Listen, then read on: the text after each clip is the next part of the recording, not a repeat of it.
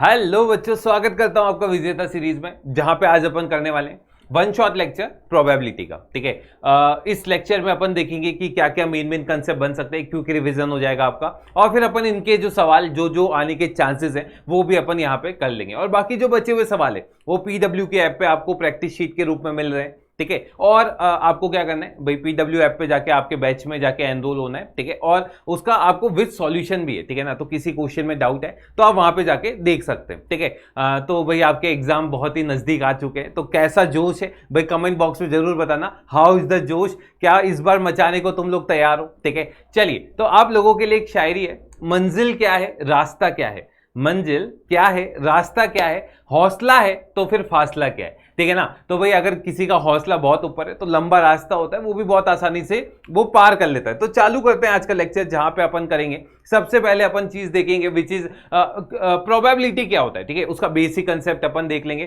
Conditional probability की भी अपन बात कर लेंगे, और फिर अपन देखेंगे मल्टीप्लिकेशन थ्योरम क्या होती है। ठीक है, मल्टीप्लिकेशन थ्योरम, और फिर अपन ये देखेंगे कि इंडिपेंडेंट इवेंट्स वगैरह ये सब चीजें अपन इसके अंदर देखने के बाद टोटल प्रोबेबिलिटी थ्योरम इसकी अपन बात कर लेंगे, और फिर बाइस थ्योरम भी अपन देख लेंगे। लास्ट में अपन देखेंगे बीपीडी, बाइनोमियल प्रोबेबिलिटी डिस्ट्रीब्यूशन। ठीक है, और फिर ये सफर जो है वो चालू रहेगा, क्योंकि अपन इसके मस्त मस्त सवाल जो है वो करने वाले। तो चालू करते हैं आज का लेक्चर। सबसे पहले अपन बात करेंगे कुछ डेफिनेशंस की। ठीक है, सबसे पहले एक्सपेरिमेंट। एक्सपेरिमेंट क्या होता है? ठीक है, ध्यान से देखना। An operation which can produce some well defined outcome, मतलब जो आउटकम है आपका वो वेल डिफाइंड होना चाहिए। जैसे एक सिक्के को उछालते हो, भाई जल्दी से बताइए एक सिक्के को उछालने पे क्या आता है? भाई या तो हेड आएगा या फिर टेल आएगा। एक डाइस को थ्रो करते हो तो फिर आपके पास क्या क्या आ सकता है? आप बोलोगे सर इसमें आपके पास आ सकता है 1 2 3 4 5 6। ठीक है, तो यानी 6 आउटकम आ सकते हैं, है ना। तो ये इसे अपन क्या कह देंगे, एक एक्सपेरिमेंट कह देंगे। सिक्के को उछालना एक एक्सपेरिमेंट है, 3 सिक्कों को उछालना एक एक्सपेरिमेंट है। इसके बाद अपन देखेंगे रैंडम एक्सपेरिमेंट। बच्चों रैंडम एक्सपेरिमेंट वो होता है जिसका आउटकम आपको पहले से नहीं पता होता है ना। अगर पहले से पता है तो वो तो काम ही खत्म हो जाएगा, है ना। तो रैंडम एक्सपेरिमेंट क्या होता है? An experiment is called random if it satisfied, है ना, it has more than one possible outcome, और इसका पहले से आप प्रिडिक्ट नहीं कर सकते। ठीक है, जैसे एक फेयर कॉइन को अगर आप उछालते हो तो क्या आप पहले से बता सकते हो, है ना। अगर आप अंतर्यामी नहीं हो तो बिल्कुल भी नहीं बता सकते। चलिए, तो इसकी बात अपन करने के बाद अगला देखेंगे सैंपल स्पेस। बच्चों सैंपल स्पेस क्या होता है? जब आप आउटकम को एक सेट के रूप में लिख देते हैं, लाइक जैसे एक सिक्के को उछाला तो आपके पास क्या क्या आता है? Head and tail. तो इसे अपन इसका सैंपल स्पेस बोल देंगे। क्लियर है क्या? फिर इसके बाद अच्छा मुझे बताओ, सैंपल स्पेस में मैं कुछ चीजें तुमसे पूछना चाहता हूं। जैसे भाई ध्यान से देखना, अगर मैं आपसे बोलता हूं कि एक सिक्के को उछाला तो सैंपल स्पेस आएगा आपके पास हेड और टेल। क्लियर है क्या? अच्छा, 2 सिक्के को उछाले तो फिर क्या क्या आएगा? तो देखो इसमें आप ट्री डायग्राम बना सकते हो, हेड टेल, और यहां पे भी क्या आ जाएगा? हेड टेल, है ना। ये दूसरी बार उछालने पे, और अगर मानो पहली बार टेल आया और फिर दूसरी बार उछालोगे तो उसके भी 2 आउटकम आ सकते हैं, हेड एंड टेल। तो इसका सैंपल स्पेस आप लिख सकते हो, क्या क्या हो जाएगा? HHHT, फिर TH, और लास्ट में क्या आ जाएगा? T। ठीक है, अच्छा 3 सिक्के को उछालोगे तो भाई कमेंट बॉक्स में लिखकर बताना इसके आउटकम कितने आ सकते हैं। ठीक है, और वो आउटकम भी अगर तुम्हारे लिए पॉसिबल है तो जरूर लिखना। ठीक है, ये बात हो गई सिक्कों की। अच्छा, अगर मैं बोलूं एक डाइस को मैं उछालता हूं तो क्या क्या आउटकम आएगा? आप बोलोगे 1 2 1 से 6, है ना, 1 2 6। 2 सिक्के को उछालेंगे, नहीं 2 डाइस को उछालेंगे तो फिर कितने आउटकम आएंगे? सिर्फ नंबर ऑफ आउटकम तुम लोग कमेंट बॉक्स में लिख देना। क्लियर है क्या? तो ये बात हो गई अपनी सैंपल स्पेस की। किसकी बात हो गई? सैंपल स्पेस की। चलिए अब आगे चलते हैं। इवेंट। एक इवेंट क्या होता है? बच्चों सैंपल स्पेस में से आप कोई भी एक सबसेट निकाल लो, वो आपका एक इवेंट हो जाएगा। लाइक जैसे मैंने 2 सिक्के को उछाला था तो भाई head head, head tail, tail head और टेल टेल, ये 4 आउटकम बने थे। अब मैंने क्या किया, मैंने बोल दिया कि भाई 2 टेल आने चाहिए, है ना, वो एक इवेंट हो गया। तो भाई S1 बोल दिया मैंने, 2 टेल आने चाहिए मतलब TT, और ये इसका एक सबसेट है तो ये क्या हो जाएगा? इसका इवेंट हो जाएगा। क्लियर है क्या? तो अगर कोई भी इवेंट आपको लिखना है वो इसका क्या होना चाहिए? सैंपल स्पेस होना चाहिए, मतलब इसका एक सबसेट होना चाहिए, मतलब वो सैंपल स्पेस कहला देगा। ठीक है, जैसे इसने एक एग्जांपल दे दिया। अगला, अब बच्चों कुछ टाइप्स ऑफ इवेंट होते हैं। सबसे पहले इम्पॉसिबल इवेंट, जो पॉसिबल ही नहीं हो, है ना। जैसे 2 सिक्के को उछाल रहे हो, अब मैं बोलता हूं 2 सिक्के को उछालने पे 3 टेल आ जाए, क्या पॉसिबल है? नहीं। है ना, ये पॉसिबल ही नहीं है। तो ये क्या हो जाएगा, इम्पॉसिबल इवेंट हो जाएगा। और अगर मैं प्रोबेबिलिटी के टर्म्स में बात करूं तो इसकी प्रोबेबिलिटी कितनी हो जाएगी, 0 हो जाएगी। क्लियर है क्या? तो इस तरीके से आप बिल्कुल बोल सकते हैं। अगला श्योर इवेंट। श्योर इवेंट क्या होता है बच्चों, जो मतलब 100% श्योर है, होना ही होना है। जैसे अगर मैं बोलूं एक सिक्के को उछाल रहा हूं, या तो हेड आ जाए या फिर टेल आ जाए, तो क्या ये पॉसिबल है? हाँ, और हमेशा यही तो होना है, मतलब पूरा का पूरा सैंपल स्पेस आ जाए आपके इवेंट में, तो वो क्या हो जाएगा, श्योर इवेंट हो जाएगा। चलिए आगे बात करते हैं सिंपल इवेंट, जिसके सैंपल स्पेस में एक ही एलिमेंट हो, है ना। जैसे ये है, इसके सैंपल स्पेस में अगर एक ही इवेंट है तो ये एक सिंपल इवेंट कहलाएगा। अगला कंपाउंड इवेंट, है ना। तो भाई कंपाउंड इवेंट क्या होगा, जिसके सैंपल स्पेस में एक से ज्यादा पॉइंट वो हो जाएगा। अगला इक्वली लाइकली इवेंट, ठीक है। अब ये इक्वली लाइकली कब होगा, जैसे मानो एक सिक्के को आप उछाल रहे हो, है ना, हेड आने का और टेल आने का, ठीक है, जो चांसेस है वो सेम है, ठीक है, कोई एक दूसरे के ऊपर हावी नहीं है। जैसे the given events are said to be if none of them is expected to occur in preference to other. तो भाई ये क्या हो जाएगा आपके लिए, इक्वली लाइकली इवेंट हो जाएगा। क्लियर है क्या? तो इस तरीके से आप बिल्कुल लिख सकते हो। अगला म्यूचुअली एक्सक्लूसिव, है ना, देखना सुनना। म्यूचुअली एक्सक्लूसिव में बस तुम्हें एक ही चीज याद रखनी कि भाई ए इंटरसेक्शन बी, दो अगर इवेंट है ए और बी, तो ए इंटरसेक्शन बी क्या होना चाहिए, 5। बस अब इसको समझने के लिए मैं एक एग्जांपल बताता हूं। जैसे मानो एक डाइस को आप उछालते हो, ठीक है, एक डाइस को आप उछाल रहे हो। अब मुझे ये बताओ, एक डाइस को उछालने पे क्या 1 भी आ सकता है और 6 दोनों एक साथ आ सकते हैं? नहीं, पॉसिबल ही नहीं, ठीक है। यानी ए इंटरसेक्शन बी क्या हो जाएगा, 5। तो भाई इफ थ्रो 6, ये देख लो, है ना, 1 to 6 आर म्यूचुअली एक्सक्लूसिव, ठीक है। जैसे एक सिक्के को उछाल, हेड और टेल आना, है ना, ये म्यूचुअली एक्सक्लूसिव हो गया इस तरीके से, ठीक है। तो भाई ये इसकी डेफिनेशन है, बस आपको ये चीज याद रखनी। ये चीज अगर आपको याद है तो म्यूचुअली एक्सक्लूसिव का कभी कोई क्वेश्चन तुम्हारा गलत नहीं होगा। अगला एग्जॉस्टिव इवेंट। अब ये समझना, मेरे पास एक इवेंट है ई, मेरे पास एक इवेंट है ई, इसके दो सब इवेंट है E1 और E2, E1 और E2। अगर मैं E1 और E2 का यूनियन लेता हूं और वो E के बराबर आ जाता है, मतलब E1 लिया, E2 लिया और इनका यूनियन ले लिया और वो पूरा का पूरा सैंपल स्पेस आ गया, तो E1 और E2 को मैं क्या नाम दे दूंगा, एग्जॉस्टिव इवेंट। मतलब जैसे एक दो सिक्के को उछाला तो E क्या आ जाएगा आपके पास, है ना भाई, इसमें आ जाएगा हेड टेल, टेल हेड और टेल टेल, ये 4 आ जाएंगे। अब मैंने क्या बोला, E1 इवेंट कि भाई E1 इवेंट में मैंने बोला एटलीस्ट 1 हेड आना चाहिए। अब एटलीस्ट 1 हेड, तो भाई ये तो आ जाएगा, है ना, क्योंकि 2 तो आ ही रहे, 1 हेड में ये भी आ जाएगा और ये भी आ जाएगा, ठीक है। और E2 इवेंट मैंने बोल दिया कि एटलीस्ट 1 टेल आना चाहिए, तो भाई कौन कौन से आ जाएंगे, ये आ जाएगा HT, TH और TT। अब मुझे बताओ क्या E1 और E2 का यूनियन E के बराबर है क्या, और अगर है तो भाई E1 और E2 के अगर नाम दे देंगे आप एग्जॉस्टिव इवेंट्स का, इस तरीके से। चलें आगे। अगला किसी भी इवेंट का कॉम्प्लीमेंट। क्लियर है क्या होता है, ध्यान से सुनना। कॉम्प्लीमेंट मतलब पूरे सैंपल स्पेस में से उस इवेंट को हटा दो। जैसे एक डाइस को उछाला तो इसका सैंपल स्पेस क्या हो जाएगा, 1 से लेकर 6, है ना।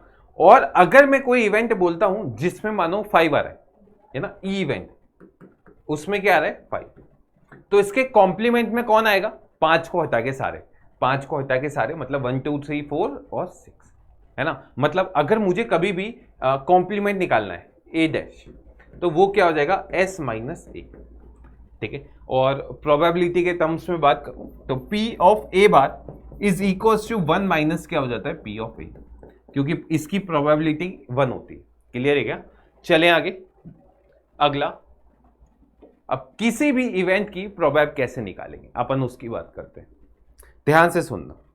नीचे तो क्या आता है, नीचे टोटल जो भी बनते हैं आउटकम्स, और ऊपर क्या आता है, जो आपके फेवर में होता है, ठीक है। जैसे एक सिक्के को उछाला तो इसके नीचे चांसेस कितने हैं, 2, या तो हेड बनेगा या फिर टेल बनेगा।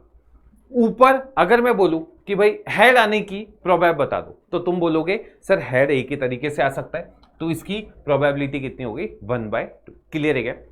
एक और एग्जाम्पल के थ्रू अगर मैं समझाऊं कि एक डाइस को उछाला आपने, डाइस को उछाला, नीचे कितना आ जाएगा 6 ना, नीचे क्या क्या आ सकता है 1 आ सकता है, 2 आ सकता है, 3 आ सकता है, 4 5 6 है ना, ये आ सकता है।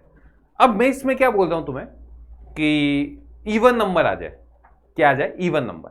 अब तुम खुद दिमाग लगाओ, इवन नंबर ये तुम्हारा फेवरेबल है तो भाई 2 आ सकता है, 4 आ सकता है, 6, यानी आपके फेवर में कितने आउटकम है 3, यानी इसकी प्रोबेबिलिटी कितनी हो गई 1/6। मैंने बोला एक डाइस को उछाला, प्राइम नंबर आ जाए, कमेंट बॉक्स तुम्हारा है, बताना प्राइम नंबर आने पे इसकी प्रोबेबिलिटी कितनी होगी, और इस तरीके से आप निकाल सकते हो।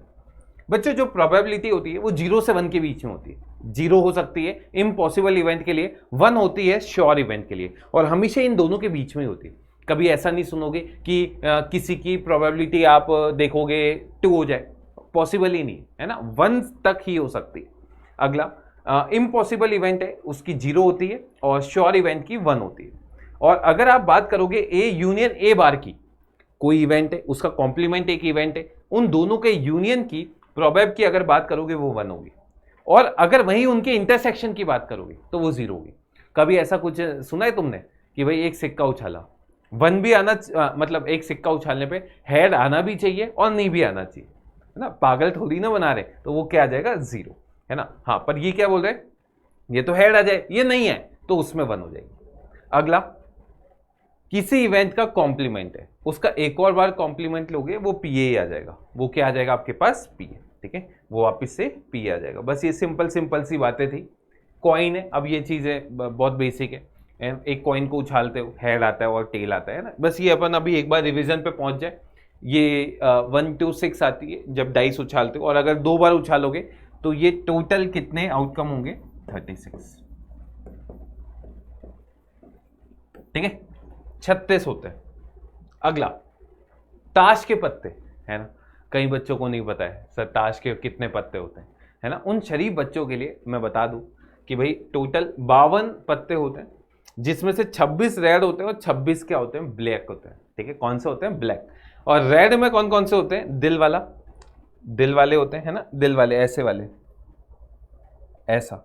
डायमंड कौन से होते हैं, डायमंड, ठीक है, 13 क्लब होते हैं और स्पेयर होते हैं, ठीक है, क्लब और स्पेयर ये दोनों भी 13 होते हैं, ठीक है। तो ये याद रखना, क्योंकि इसकी अगर मैं बात करूं, मेरा जो 12th क्लास था उसमें मेरे अप्रोक्सीमेट 96-97 मार्क्स थे, और जो 2-3 नंबर कटे थे उसका रीज़न था क्योंकि मुझे नहीं पता था कि लाल कितने पत्ते होते हैं, मुझे नहीं पता था, मैंने 13 ले लिए थे, और वहाँ वो उसने मार्क्स काट लिए, ठीक है, उसने 1 नंबर दे दिया, सोचा कि शरीफ बच्चा है। हाँ, पर ऐसा जरूरी नहीं आपको भी मिले, और जब देखा कि 100 नंबर आने वाले थे और इसकी वजह से गलत हो गए, बहुत दुख हुआ, बहुत, है ना, तुम नहीं सोच सकते।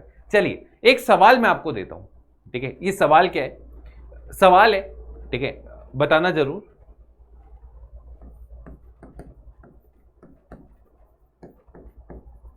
Find the probability of getting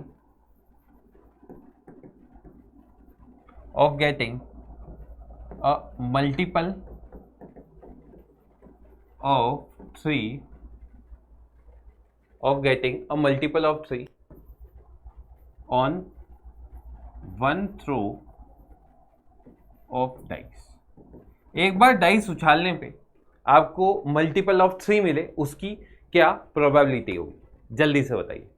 तो आप बोलोगे सर लगा दीजिए, टोटल 6 होते हैं और 3 का मल्टीपल है तो भाई क्या क्या हो सकता है, 3 और 6, तो इसका आंसर आ जाएगा 2/6 विच इज इक्वल टू 1/3। निकाल सकते हो इस तरीके से। तो प्रोबेबिलिटी का मतलब समझ में आया तुम्हें, क्लियर है ये चीज़, लिख लो यहाँ तक लिख लो। ये सब चीज़ें बहुत बोरिंग थी, ठीक है, इसलिए मुझे थोड़ा सा टाइम लगा, अब क्या करें, थोड़ा सा थ्योरी बताना पड़ता है, ठीक है। चलें आगे चलते हैं अपन, अगली बात करते हैं एडिशन थ्योरम ऑफ प्रोबेबिलिटी। देखना P of A union B, बच्चों ये किसके बराबर आता है, P A plus P B minus P intersection B. इसको आप वेन डायग्राम से भी देख सकते हो, जैसे भाई अगर मैं बात करता हूं ये ए है इवेंट, ये क्या है बी, ठीक है बच्चों। ए यूनियन बी में कौन सा वाला आएगा, ये वाला, ये वाला और ये वाला, ये तीनों। और ए इंटरसेक्शन बी में कौन सा आएगा, ये कॉमन वाला, ये कौन सा होता है, ए इंटरसेक्शन। तो अगर मैं बात करूं पीए में, तो देखो ये दोनों आ गए, पीबी में ये दोनों आ गए, तो ये बीच वाला 2 बार आ गया, इसलिए अपन ने क्या किया, एक बार माइनस कर दिया। और यही चीज क्या बोल रहा है, P of A union B. इस फॉर्मूले को याद रखना है।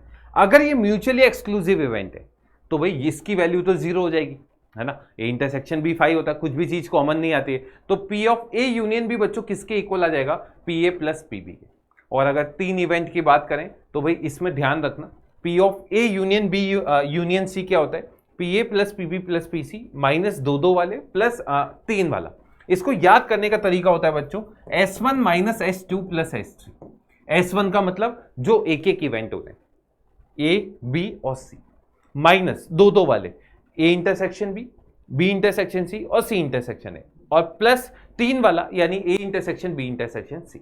अगर मैं इसको डायग्राम से तुम्हें समझाऊं तो ध्यान से देखना, ये ए हो गया, ये आपका बी हो गया, और ये क्या हो गया बच्चों, सी। अब बच्चों अगर ये ए है, ये बी है और ये सी है, ये वाला जो पार्ट है तीनों में कॉमन है, और इसे अपन बोलते हैं A intersection B intersection C. ये वाला पार्ट दोनों है ना, ये वाला ये ए इंटरसेक्शन बी में आएगा, ये वाला ए इंटरसेक्शन सी और ये वाला बी इंटरसेक्शन सी। और इस तरीके से आप फॉर्मूला बना सकते हो। ये याद करने का तरीका S1 minus S2 plus S3। और बच्चों म्यूचुअली एक्सक्लूसिव है तो कोई भी पार्ट कॉमन नहीं आएगा, तो direct P of A union B union C कैसे निकालोगे, अगर कॉमन ही नहीं है तो ऐसे अलग अलग सर्कल हो जाएंगे। तो P A plus P B plus P C से आप बिल्कुल इसको आसानी से निकाल सकते हो। चलें आगे बात करते हैं। अगर बच्चों 2 इवेंट है, अब इसको तुम्हें याद करने की जरूरत नहीं, ठीक है, बिल्कुल भी याद करने की जरूरत नहीं, इसको आप आराम से बना सकते हो। ध्यान से देखना, आपने क्या करना है, ये बनाना है सीधे बस, ये ए हो गया और ये बी हो गया। ध्यान से सुनना, सारे रिजल्ट आप अपने आप डिराइव हो जाएंगे। ये ए हो गया बच्चों, ये क्या हो गया आपके पास, बी। अब ये वाला जो पार्ट है, ये पार्ट कौन सा है, ए इंटरसेक्शन बी। ये वाला जो पार्ट है, ये वाला पार्ट कौन सा है, जिसमें ए तो आ रहा है पर बी नहीं आ रहा, ए आ रहा है पर बी नहीं आ रहा, बी वाला पार्ट गायब हो गया। या फिर इसको ऐसा भी बोल सकते थे कि ए आ रहा है और ए इंटरसेक्शन बी नहीं आ रहा, ए में से क्या हटा दिया, ए इंटरसेक्शन बी। और वहीं पे अगर ये वाले पार्ट की बात करूं, इसमें बी आ रहा है पर ए नहीं आ रहा, या फिर बी आ रहा है और इसमें से क्या माइनस कर दिया, ए इंटरसेक्शन। इस तरीके से आप बिल्कुल आसानी से निकाल सकते हो। इसको अपन डिनोट ऐसा भी कर सकते हैं, इसमें ए आ रहा है और बी नहीं आ रहा तो ए इंटरसेक्शन बी बार, और इसमें इसको क्या बोल दोगे, बी इंटरसेक्शन ए बार, इस तरीके से। और A union B union C में तीनों एक एक बार ले लेंगे इस तरीके से। अब देखो पहला फॉर्मूला, भाई ये क्या बोल रहा है, P of A bar intersection B, मतलब ए नहीं आना चाहिए, सिर्फ बी आना चाहिए, ये वाला। और ये निकालेंगे कैसे, बी में से क्या माइनस कर देंगे, ए इंटरसेक्शन बी, ये है ना। अगला क्या बोल रहा है, ए इंटरसेक्शन बी बार। अब ये कैसे निकालेंगे, ए इंटरसेक्शन बी बार, ये वाला, ए में से क्या माइनस कर दोगे, ए इंटरसेक्शन बी। अगला ए इंटरसेक्शन बी बार, एक तो ये लेना है, यूनियन मतलब उसको ऐड करना है ना। अब क्या क्या ऐड करना है वो ध्यान से देखना, ए इंटरसेक्शन बी बार और ए बार इंटरसेक्शन बी, ये वाला और ये वाला। अब ये निकाले कैसे, तो बच्चों देखो, ए को ऐड करो, बी को ऐड करो, बीच वाला नहीं चाहिए, तो उसको कितनी बार माइनस कर दोगे, 2 बार, क्योंकि ये 2 बार आ रहा है तो माइनस क्या कर दिया, 2 टाइम्स। अगला भाई, अब ये दो इंपॉर्टेंट रूल है, इसको याद कर लेना, इसको बोलते हैं डी मॉर्गन्स लॉ, इसको अच्छे से याद कर लेना। बस क्या बोल रहे हैं, ए बार इंटरसेक्शन बी बार, और दूसरा बोलता है ए बार यूनियन बी बार।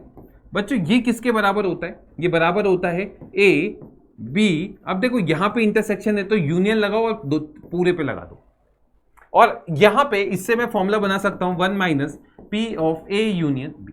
अब इसके लिए बताओ भाई, ये साइन चेंज करना है बस आपको, तो ये क्या हो जाएगा, ए इंटरसेक्शन बी का होल बार, और ये हो जाएगा 1 minus P of A intersection B. लिख लो, आप इसे लिख लो, और इस तरीके से आप ये फॉर्मूला बना सकते हो। अगला एग्जैक्टली 1 अकर, तो भाई ये वाला और ये एग्जैक्टली 1 है, और ये अभी अपन ने निकाला था, P A plus P B minus 2 times of this. अगला if A B exactly 1 occur, तो ये 3 वाले इवेंट के लिए आप ये फॉर्मूला लगा सकते हो, ठीक है। और ए बार क्या होता है, 1 माइनस पी। चलिए अब इसके कुछ सवाल करते हैं। पहला सवाल ये रहा, ये सवाल बोलता है आप ए यूनियन बी बता दीजिए। फॉर्मूला बोलो जल्दी से, P of A union B is equal to क्या होता है, P A plus P B. P A plus P B minus क्या हो जाता है बच्चों, P of A intersection B. लगाइए भाई, फॉर्मूला लगाइए जल्दी से। तो इसमें वैल्यू रख दी अपन ने 0.42 प्लस 0.48 माइनस कितना हो गया बच्चों 0.16, तो ये आ जाएगा 0.90 माइनस 0.16 और ये हो जाएगा 0.74 के इक्वल। इस तरीके से बस फॉर्मूला याद है, अगर फॉर्मूला नहीं भी याद तो बनाना आना चाहिए। मैंने आपको पूरा सिखा दिया कैसे आपको बनाना है। क्लियर है? चलिए आगे। अगला कंडीशनल प्रोबेबिलिटी, ध्यान से सुनना ये क्या होता है। देखो इसमें तुम्हें डाउट करने की बहुत जरूरत नहीं है, मैं आपको बस एक इवेंट समझाता हूं, तुम्हें उससे समझ में आ जाएगा ये कंडीशन वाली चीज क्या है। ऐसे समझिए, एक सेकंड रुकना। चलिए ऐसे समझिए, आपके पास एक बैग है। क्या है आपके पास? एक बैग, ठीक है। ये बैग, इसमें 2 रेड बॉल है, 3 ब्लू बॉल है और 4 ग्रीन बॉल है। ये है। इसमें से आप एक बॉल निकाल लेते हो। इसमें से आपने क्या किया, एक बॉल को निकाल लिया और आपको पता है वो रेड है। वो बॉल कौन सी है बच्चों? रेड। अब ये अगर रेड है तो आपके पास कंडीशन क्या बच गई? 1 रेड, 3 ब्लू और 4 ग्रीन। अब इसमें से आप एक बॉल निकालो और उसकी ब्लू आने की प्रोबेबिलिटी कितनी होगी? तो आप बोलोगे सर इसमें से ब्लू आने की प्रोबेबिलिटी क्या हो जाएगी? 3/8। इसे कहते हैं कंडीशनल प्रोबेबिलिटी। क्या बोला कि भाई एक कंडीशन पहले लग चुकी है और कंडीशन लगने के बाद जो प्रोबेबिलिटी निकलेगी वो क्या हो जाएगी? Conditional probability. इस तरीके से आप कंडीशनल प्रोबेबिलिटी को डील कर सकते हो और इसको ऐसा डिनोट करते हैं, पी ऑफ ए जब बी पहले से हो चुका है। क्या बोलेंगे? किसकी प्रोबेबिलिटी? ए की, जब बी पहले से हो चुका है। और इसका फॉर्मूला बनता है, ऊपर तो आ जाता है बच्चों ए इंटरसेक्शन बी और नीचे कौन आता है? बी। जो नीचे है वो नीचे आ जाता है। अगर मैं बात करूं बी की, जब ए पहले से हो चुका है, ये बनेगा P of B intersection A जब ए पहले से क्या है? हो चुका है। ये क्या हो जाता है? इसका सीधे सीधे फॉर्मूला। जैसे अगर मैं इसको फॉर्मूले से करता, ध्यान से सुनना, क्या कंडीशन थी कि एक पहले रेड आ चुकी है, ये मुझे पता है, पहली बॉल क्या आ चुकी है? रेड। अब दूसरी को क्या लाना है? ब्लू। दूसरी को क्या लाना है? ब्लू। अब बच्चों अगर एक रेड आ चुकी है तो ये हट चुका है, अब कंडीशन ये आ गई। अब इसमें से ब्लू आने की कितनी आ गई? 3/8। और इस तरीके से आप बिल्कुल इसको आसानी से कर सकते हैं। क्लियर है क्या? तो ये कंडीशनल प्रोबेबिलिटी का मतलब समझ में आया और इसका सीधे सीधे फॉर्मूले समझ में आए कैसे याद करने। ठीक है, चलिए आगे बात करते हैं। बच्चों ये P A P B zero मत कर देना क्योंकि ये नॉट डिफाइन हो जाएगा। ठीक है, चलिए आगे बात करते हैं। आपके लिए कुछ सवाल है, जल्दी से करते जाइए। पहला सवाल क्या बोलता है भाई? पी ऑफ ई जब एफ पहले से हो चुका है, फॉर्मूला बताओ क्या बनेगा? ई intersection F upon P of F. भाई ये ई इंटरसेक्शन एफ कितना है? क्या क्या पता है आपको? ये निकालना है। चलिए रख दीजिए फॉर्मूले में। ये आ गया 0.2 upon P of F which is 0.3 और इसका आंसर कितना आ गया? 2/3। और वहीं अगर मैं बात करूं एफ की, जब ई पहले से हो चुका है,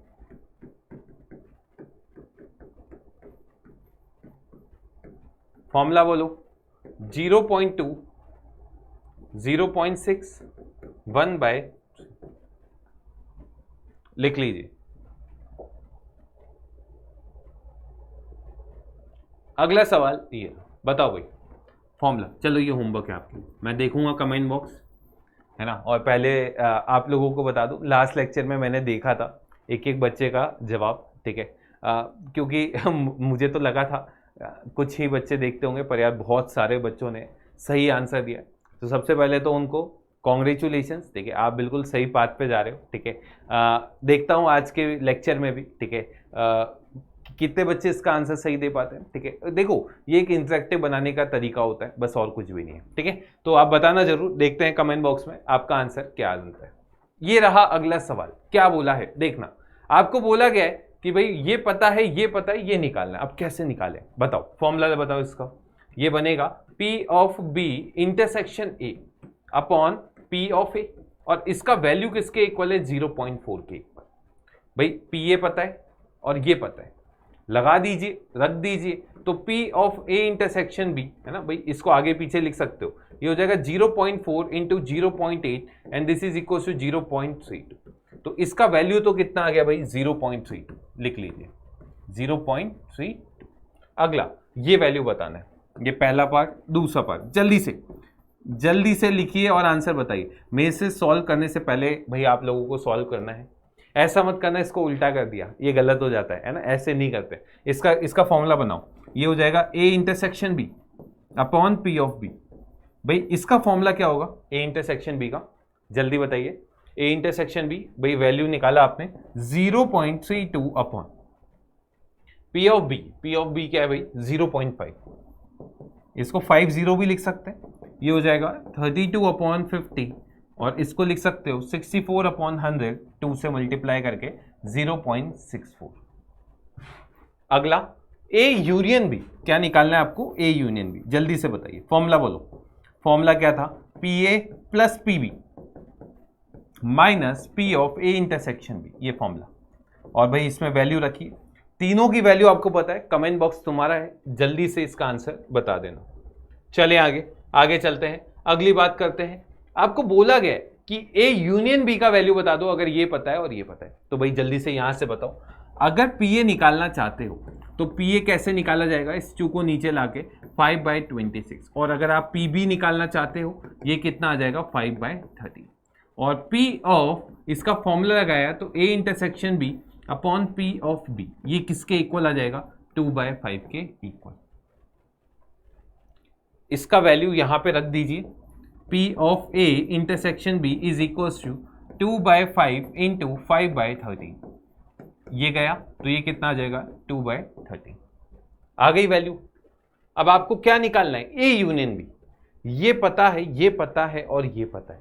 क्या ए यूनियन बी तुम लोग निकाल दोगे इजीली, आंसर बताना। चले आगे चलते हैं। अगला ये रहा, ओके मस्त मजेदार सवाल है, देखना ध्यान से देखना। आपको ये पता है और ये पता है। अब आपको क्या निकालना है, सबसे पहला पार्ट यहां पे अपन देखते हैं, पी ऑफ ए बार जब बी बार पहले से हो चुका है, ये क्या बनेगा A bar intersection B bar upon P of B bar. बच्चों मुझे ये बताओ, इसका आपने डी मॉर्गन्स लॉ से लिखा था ए यूनियन बी का whole bar upon P of B bar, और ये क्या बन जाएगा 1 minus P of A union B upon कितना आ जाएगा पी ऑफ बी।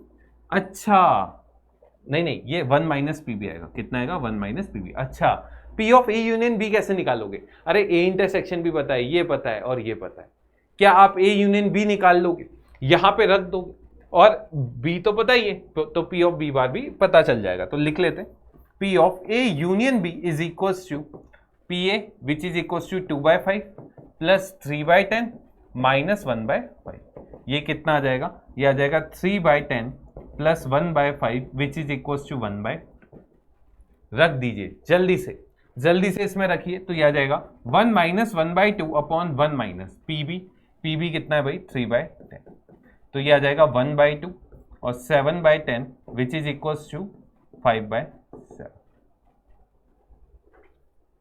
अगला सेकेंड पार्ट, ये बोला गया है बी बार जब ए बार पहले से हो चुका है, ये आपके पास बन जाएगा B bar intersection A bar upon A bar की, ये तो अभी निकाला 1/2 आ गया, और इसकी कितनी है भाई 1 minus P A which is equal to 2/5। Comment box तुम्हारा है, इसका वैल्यू कितना आएगा फिर से जरूर बताना, जल्दी से लिखना भाई। तो ये इस तरीके से कैलकुलेशन तुम लोग कर सकते हो, ये नहीं कर पाओगे कर लोगे। चले आगे चलते हैं। मल्टीप्लिकेशन थ्योरम क्या होती है, ध्यान से सुनना। अगर ए और बी दो इवेंट है, ध्यान से सुनना, एक एक्सपेरिमेंट से एसोसिएट है, तो P of A intersection B क्या होगा, P of A multiply B की जब ए पहले से हो चुका है। क्या बोला गया, जैसे इसे समझो, ऐसे समझना, वापिस से वही एग्जांपल लेकर आता हूं। 2 रेड बॉल है, 3 ब्लू बॉल है और 4 ग्रीन बॉल है, ठीक है। आपको किसकी प्रोबेबिलिटी बतानी है कि 2 बॉल आपने इसमें से निकाली, दोनों ग्रीन हो जाए, दोनों क्या हो जाए ग्रीन। अब ये करेंगे कैसे, ध्यान से सुनना। सबसे पहले क्या करोगे, पहली वाली बॉल ग्रीन आ जाए, फिर क्या करोगे मल्टीप्लाई दूसरी बॉल भी ग्रीन आए जब पहली वाली क्या हो चुकी हो, ग्रीन आ चुकी हो। Second ball is green given that पहली बॉल भी क्या हो, फर्स्ट इज ग्रीन। इस तरीके से अब ये कैसे सोचेंगे, तो ध्यान से देखो, इसमें से पहली बॉल ग्रीन आ जाए, अगर ग्रीन आ गई तो उसकी प्रोबेब हो जाएगी 4/4, 5 6 7 9 मल्टीप्लाई। अब एक ग्रीन आ चुकी है, उसने वो बॉल आप अपने पास रख चुके हो, वापस से बोला है कि नहीं रखनी वापस, तो भाई अब कितनी बॉल बच गई, 3 और जब 8, और इसको सॉल्व कर लो यार, ये तो आ जाएगा 3 और ये आ जाएगा 2, इसका आंसर आ जाएगा 1/6। और इस तरीके से आप बिल्कुल निकाल सकते हो, ये होती है मल्टीप्लीकेशन थ्योरम। इस तरीके से आप बिल्कुल निकाल सकते हो। तो वो यही बोल रहा है कि ए इंटरसेक्शन बी किसके बराबर है ना। देखो ये समझाना बहुत आसान था, मैं बोलता इसको याद कर लो, पर तुम्हें समझ में आना चाहिए कि ये हो क्या रहा है, उसके लिए अपन ये एग्जाम्पल लेके मैंने आपको पूरा समझा दिया। अब जैसे ये है ना, अच्छा एक और इसमें मैं आपसे बोलता हूं, आप ये कमेंट बॉक्स में बताना, पहली बॉल ब्लू हो और दूसरी ग्रीन हो, इसकी क्या प्रोबेबिलिटी होगी कि पहली तो ब्लू होनी चाहिए और दूसरी क्या होनी चाहिए, ग्रीन, इसकी बताना, ठीक है। तो इस तरीके से आप अब देखो ये क्या बोल रहे हैं कि ए इंटरसेक्शन बी किसके बराबर है, ए पहले से हो चुका है, फिर बी हो जाए जब ए पहले से हो चुका है, या फिर पहले तो बी की निकाल लो और फिर क्या करो ए की जब बी पहले से हो चुका है। इस तरीके से चले आगे, ये जैसे एक सवाल है, इस सवाल को पढ़ो और जल्दी से कमेंट बॉक्स में इसका आंसर लिखने की कोशिश करो, सॉल्यूशन मत देखना, पहले आप लोग खुद सॉल्व करो।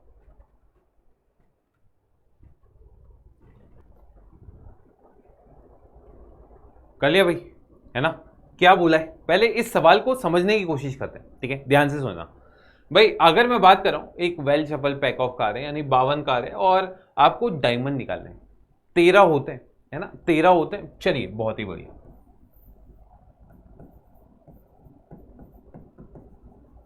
ठीक है, तो बचे हुए अदर्स लिख देते हैं, ठीक है।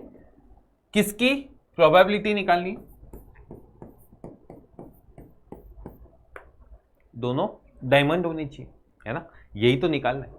अब ध्यान से देखना, probability first car is diamond multiply, पहला कार डायमंड आ जाए, फिर क्या करना है अपन को, फिर अपन को किसकी प्रोबेब निकालनी है, second car is diamond when first is diamond, बस ये काम आपको करना। अब मुझे खुद बता दो, पहला कार आपने निकाला वो डायमंड है, क्या वो 13/52 हो जाएगी मल्टीप्लाई। अब अगर ये 13/52 हो गई है, अब उस कार को आपने अपने पास रख लिया, यही तो गिवन है ना, कि भाई नॉट रिप्लेस्ड, यही बोला है नॉट रिप्लेस। तो भाई अब क्या सिचुएशन हो गई कि आपके पास 51 कार्ड्स रह गए, उसमें से 12 ही डायमंड है। अब इसको बस तुम सॉल्व कर लो और तुम्हारा क्या आ जाएगा आंसर, ये आ जाएगा 1/4। क्लियर है क्या, और ये इससे 3 टाइम्स गया और 17 3 से 51। भाई बताना इसका कमेंट बॉक्स में आंसर कितना रहे। तो ये इस टाइप के सवाल आएंगे, क्या तुम लोग कर लोगे, 2 नंबर या 4 नंबर में आएंगे तो बिल्कुल आसानी से तुम कर सकते हो। भाई 19 टिकट्स है, 1 से 19 तक इसके नंबर दे रखे हैं, ठीक है। And another ticket without replacement, मतलब आपने एक बार रख लिया तो वो रख लिया, वापस से नहीं डालना है उसमें, ठीक है। Both ticket will show even numbers. अब देखें भाई, दोनों टिकट इवन नंबर होने चाहिए, मतलब तो भाई पहला टिकट इवन हो तो 19 कार्ड्स और 19 1 से 19 तक में इवन कितने होते हैं, 9, है ना, 9।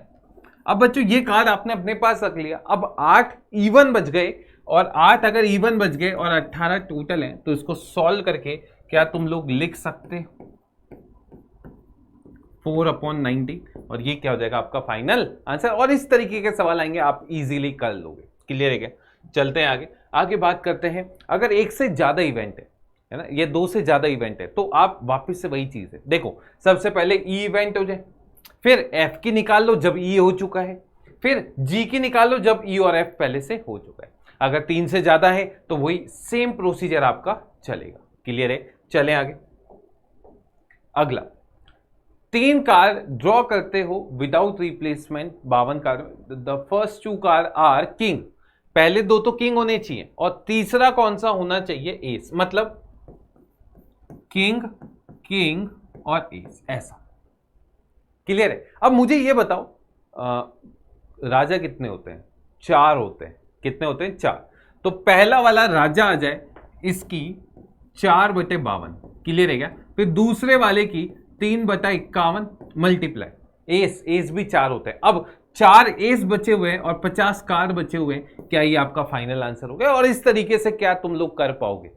इजीली हो जाएगा। ठीक है, बस ये लिखना है। या फिर किसी को और ज्यादा लिखने का मन है तो ऐसे ही लिख सकता है वो, probability of king, probability of king when first card is king, probability of ace when first 2 card are king. बस यही सेम चीज लगा देना। 4/52, 3/51, फिर 4/50। बस इसको सॉल्व करिएगा, आपका आंसर आपके पास। तो इस टाइप के सवाल मुझे लगता है हर बच्चा कर पाएगा। अगला भाई, एक बैग है, ये बैग है आपके पास, इसके अंदर 5 व्हाइट है, 7 रेड है और 8 ब्लैक बॉल्स है। 4 बॉल निकाल रहे हो, first 1/1 without replacement. Sorry white आ जाए, सारी क्या आ जाए? व्हाइट। तो क्या करोगे? सबसे पहली बॉल निकाली, probability white white white white. भाई बताइए, 5/20, 4/19, 3/18, 2/17। और इस तरीके से आप बिल्कुल इसको सॉल्व कर सकते हो।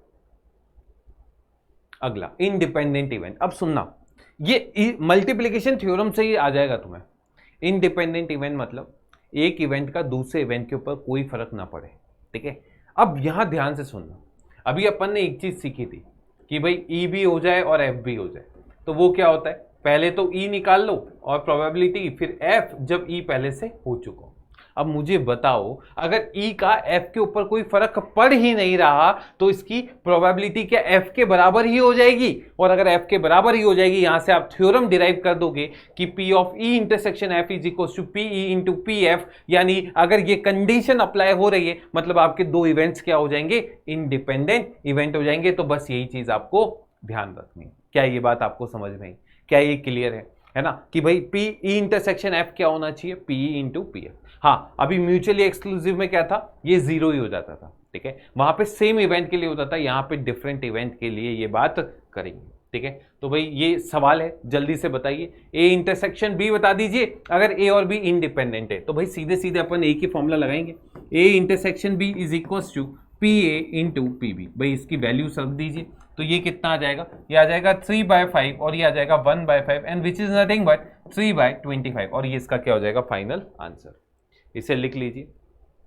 ठीक है, देखें आप, in other words with the same random experiment, यही चीज इसने बोली हुई है। ठीक है, ये सारी चीजें अपन ने, ये E intersection E upon F, ये पी क्यों लिख दिया? क्योंकि इससे फर्क ही नहीं पड़ रहा है। ठीक है ना? चलें आगे। अगला सवाल आपके लिए ये रहा। क्या बोला गया है? क्या ई और एफ इंडिपेंडेंट है? अगर ये कंडीशन दे रखी है, चेक करने का एक ही तरीका है। क्या करोगे आप? P of E intersection F निकाल लो। भाई ये किसके इक्वल दे रखा है? 1/5। और आप दूसरी चीज क्या निकालोगे? P E into P F. भाई इन दोनों की वैल्यूज रख दीजिए। ये आ जाएगा 3/5 और ये आ जाएगा 3/10, है ना? ये आ जाएगा 9/50। कितना आ जाएगा? 9/50। क्या ये दोनों बराबर हैं? दिख रहे हैं तुम्हें बराबर? नहीं है। और अगर नहीं है तो ये इंडिपेंडेंट नहीं होंगे। लिख लेना, दे आर नॉट इंडिपेंडेंट। दोनों इंडिपेंडेंट नहीं, फर्क नहीं पड़ना चाहिए था। ठीक है, चलें आगे चलते हैं, आगे बात करते हैं। देखो, ए पता है, ए इंटरसेक्शन बी पता है, बी पता है। सबसे पहली चीज बोला है म्यूचुअली एक्सक्लूसिव। तो पहला पार्ट देखिए, पी की वो वैल्यू बतानी है जिसके लिए ये क्या होने चाहिए? Mutually exclusive. तो आप क्या बोलोगे? म्यूचुअली एक्सक्लूसिव में क्या होता है? अगर मैं बात करूं ए इंटरसेक्शन बी की, बच्चों ये किसके इक्वल हो जाता है? 0 हो जाता है ना? तो यहां से आप क्या बोलेंगे? Sir P A plus P B, P A plus P B minus P of A intersection B, ये A union B, A union B, ये किसके इक्वल हो जाएगा? 0। तो इससे अपन को ये पता चल जाएगा P A plus P B is equal to P of A union B. भाई रख दीजिए, वैल्यू रख दीजिए। ए यूनियन बी पता है, ये पता है। तो 1/2 plus P is equal to 3/5। तो पी का वैल्यू हो जाएगा 3/5 minus 1/2 and which is nothing but 1/10। अब दूसरा पार्ट बोला है ये इंडिपेंडेंट हो गए, और अगर इंडिपेंडेंट हो गए तो सेकंड पार्ट सॉल्व करते हैं। उसके लिए अपन को पता है P of A intersection B is equal to कितना होना चाहिए, PA इंटू PB। अब ये आप सॉल्व कर लीजिए, P of A plus P of B minus में क्या आ जाएगा बताएं भाई, माइनस में कितना आ जाएगा, बहुत ही बढ़िया, P of A intersection B is equal to P of A into P of B। भाई रख दीजिए, वैल्यू रखिए, सिर्फ PA पता है 1/2, यार ये यूनियन लगा देना ना, ये यूनियन आ जाएगा, ठीक है। बी क्या बताए, P है प्लस P माइनस इसका वैल्यू कितना था 3/5 इज इक्वल टू, इन दोनों की वैल्यू रखी 1/2 इंटू P।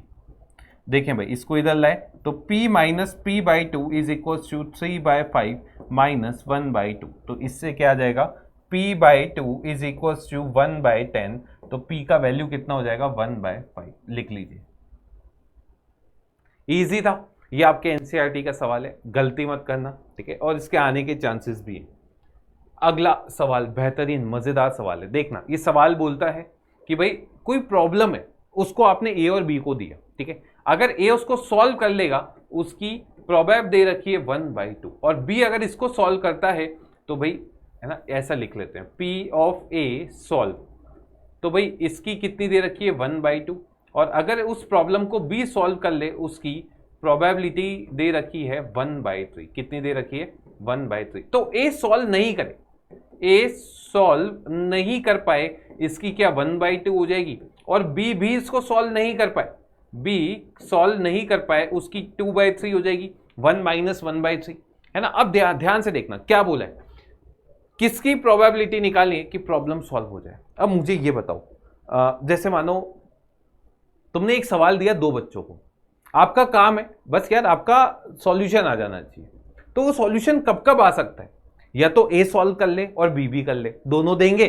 तो सॉल्यूशन आ जाएगा। अच्छा तब भी आ जाएगा क्या, जब A दे दे या B नहीं दे, है ना, पर A से तो आ ही गया, या फिर ऐसा भी हो सकता है A से नहीं आए या B से आ जाए, तो ये 3 केस आपके पास हो सकते हैं। अच्छा इसके चारों केसेस क्या हो सकते हैं कि या तो दोनों कर ले या दोनों नहीं करे, या एक करे दूसरा नहीं करे, एक नहीं करे दूसरा कर ले, ये 4, और इन चारों का एडिशन बच्चों 1 होगा, क्योंकि ये एग्जॉस्टिव इवेंट्स हैं, ठीक है। अब ध्यान से सुनना, इसको करने के मैं 2 मेथड बताऊंगा। पहला वाला पार्ट, इसने बोला है प्रॉब्लम इज सॉल्व्ड, तो इसके लिए पहला केस कि भाई A कर ले और B भी कर ले, है ना, या फिर A नहीं कर पाए और B कर ले, या फिर A कर ले और B नहीं कर पाए, ये 3 केस हो सकते हैं। और बच्चों ये दोनों कौन से इवेंट्स है, इंडिपेंडेंट इवेंट है ना, क्योंकि A सॉल्व कर रहा है B सॉल्व कर रहा है, चीटिंग थोड़ी ना कर रहे हैं, A अपनी काबिलियत से करेगा। तो इसका मतलब मैं यहां पे फॉर्मूला लगाऊंगा PA into PB plus PA bar into PB plus P of A into P of B बार, ये फॉर्मूला लगाइए। तो PA इंटू PB कितना हो जाएगा 1/2 1/3, A बार ये 1/2 हो जाएगा, है ना, और ये हो जाएगा PB मतलब 1/3 प्लस PA 1/2 और 2/3। भाई इनका एलसीएम 6 आ गया क्या, और 4 2/3। अच्छा second, exactly one of them solve the problem. अब एग्जैक्टली वन में ये वाला हो सकता है और ये वाला हो सकता है, और इन दोनों का एडिशन तुम लोग करोगे तो 2 और 1 3, यानी ये आ जाएगा 3/6 और ये वैल्यू आ जाएगी 1/2। अब एक तरीका और है ये फर्स्ट वाले का, देखो इसमें ये भी तो कर सकते थे कि 1 में से वो केस माइनस कर देते। कौन सा निकालना है अपन को कि भाई A भी नहीं कर पाए और B भी नहीं कर पाए, है ना, यही चीज क्या करा आपने, 1 में से वो केस माइनस कर दिया जब दोनों के दोनों नहीं कर पाए, और अगर दोनों के दोनों नहीं कर पाए तो 1 माइनस P ऑफ A बार कितना है 1/2 और P ऑफ B बार 2/3, तो ये कितना आ जाएगा 4/6 which is equal to 2/3। Answer same आएगा, आंसर बिल्कुल सेम आएगा, आंसर में कोई खराबी नहीं होगी। बस आपको ये तरीका देखना है कि ये लगाओगे या ये लगाओगे, दोनों से आंसर सेम है, और अगर वहां मार्क्स भी देखोगे तो सेम ही मिलेंगे, ठीक है, कोई वहां पे आपके साथ भेदभाव नहीं होगा। क्लियर है। अच्छा एक और चीज है, वही मैंने जो तुम्हें बताया था, एक और जो केस है ना ये वाला, इन चारों को ऐड करोगे 1 आएगा, करके देखना, ठीक है।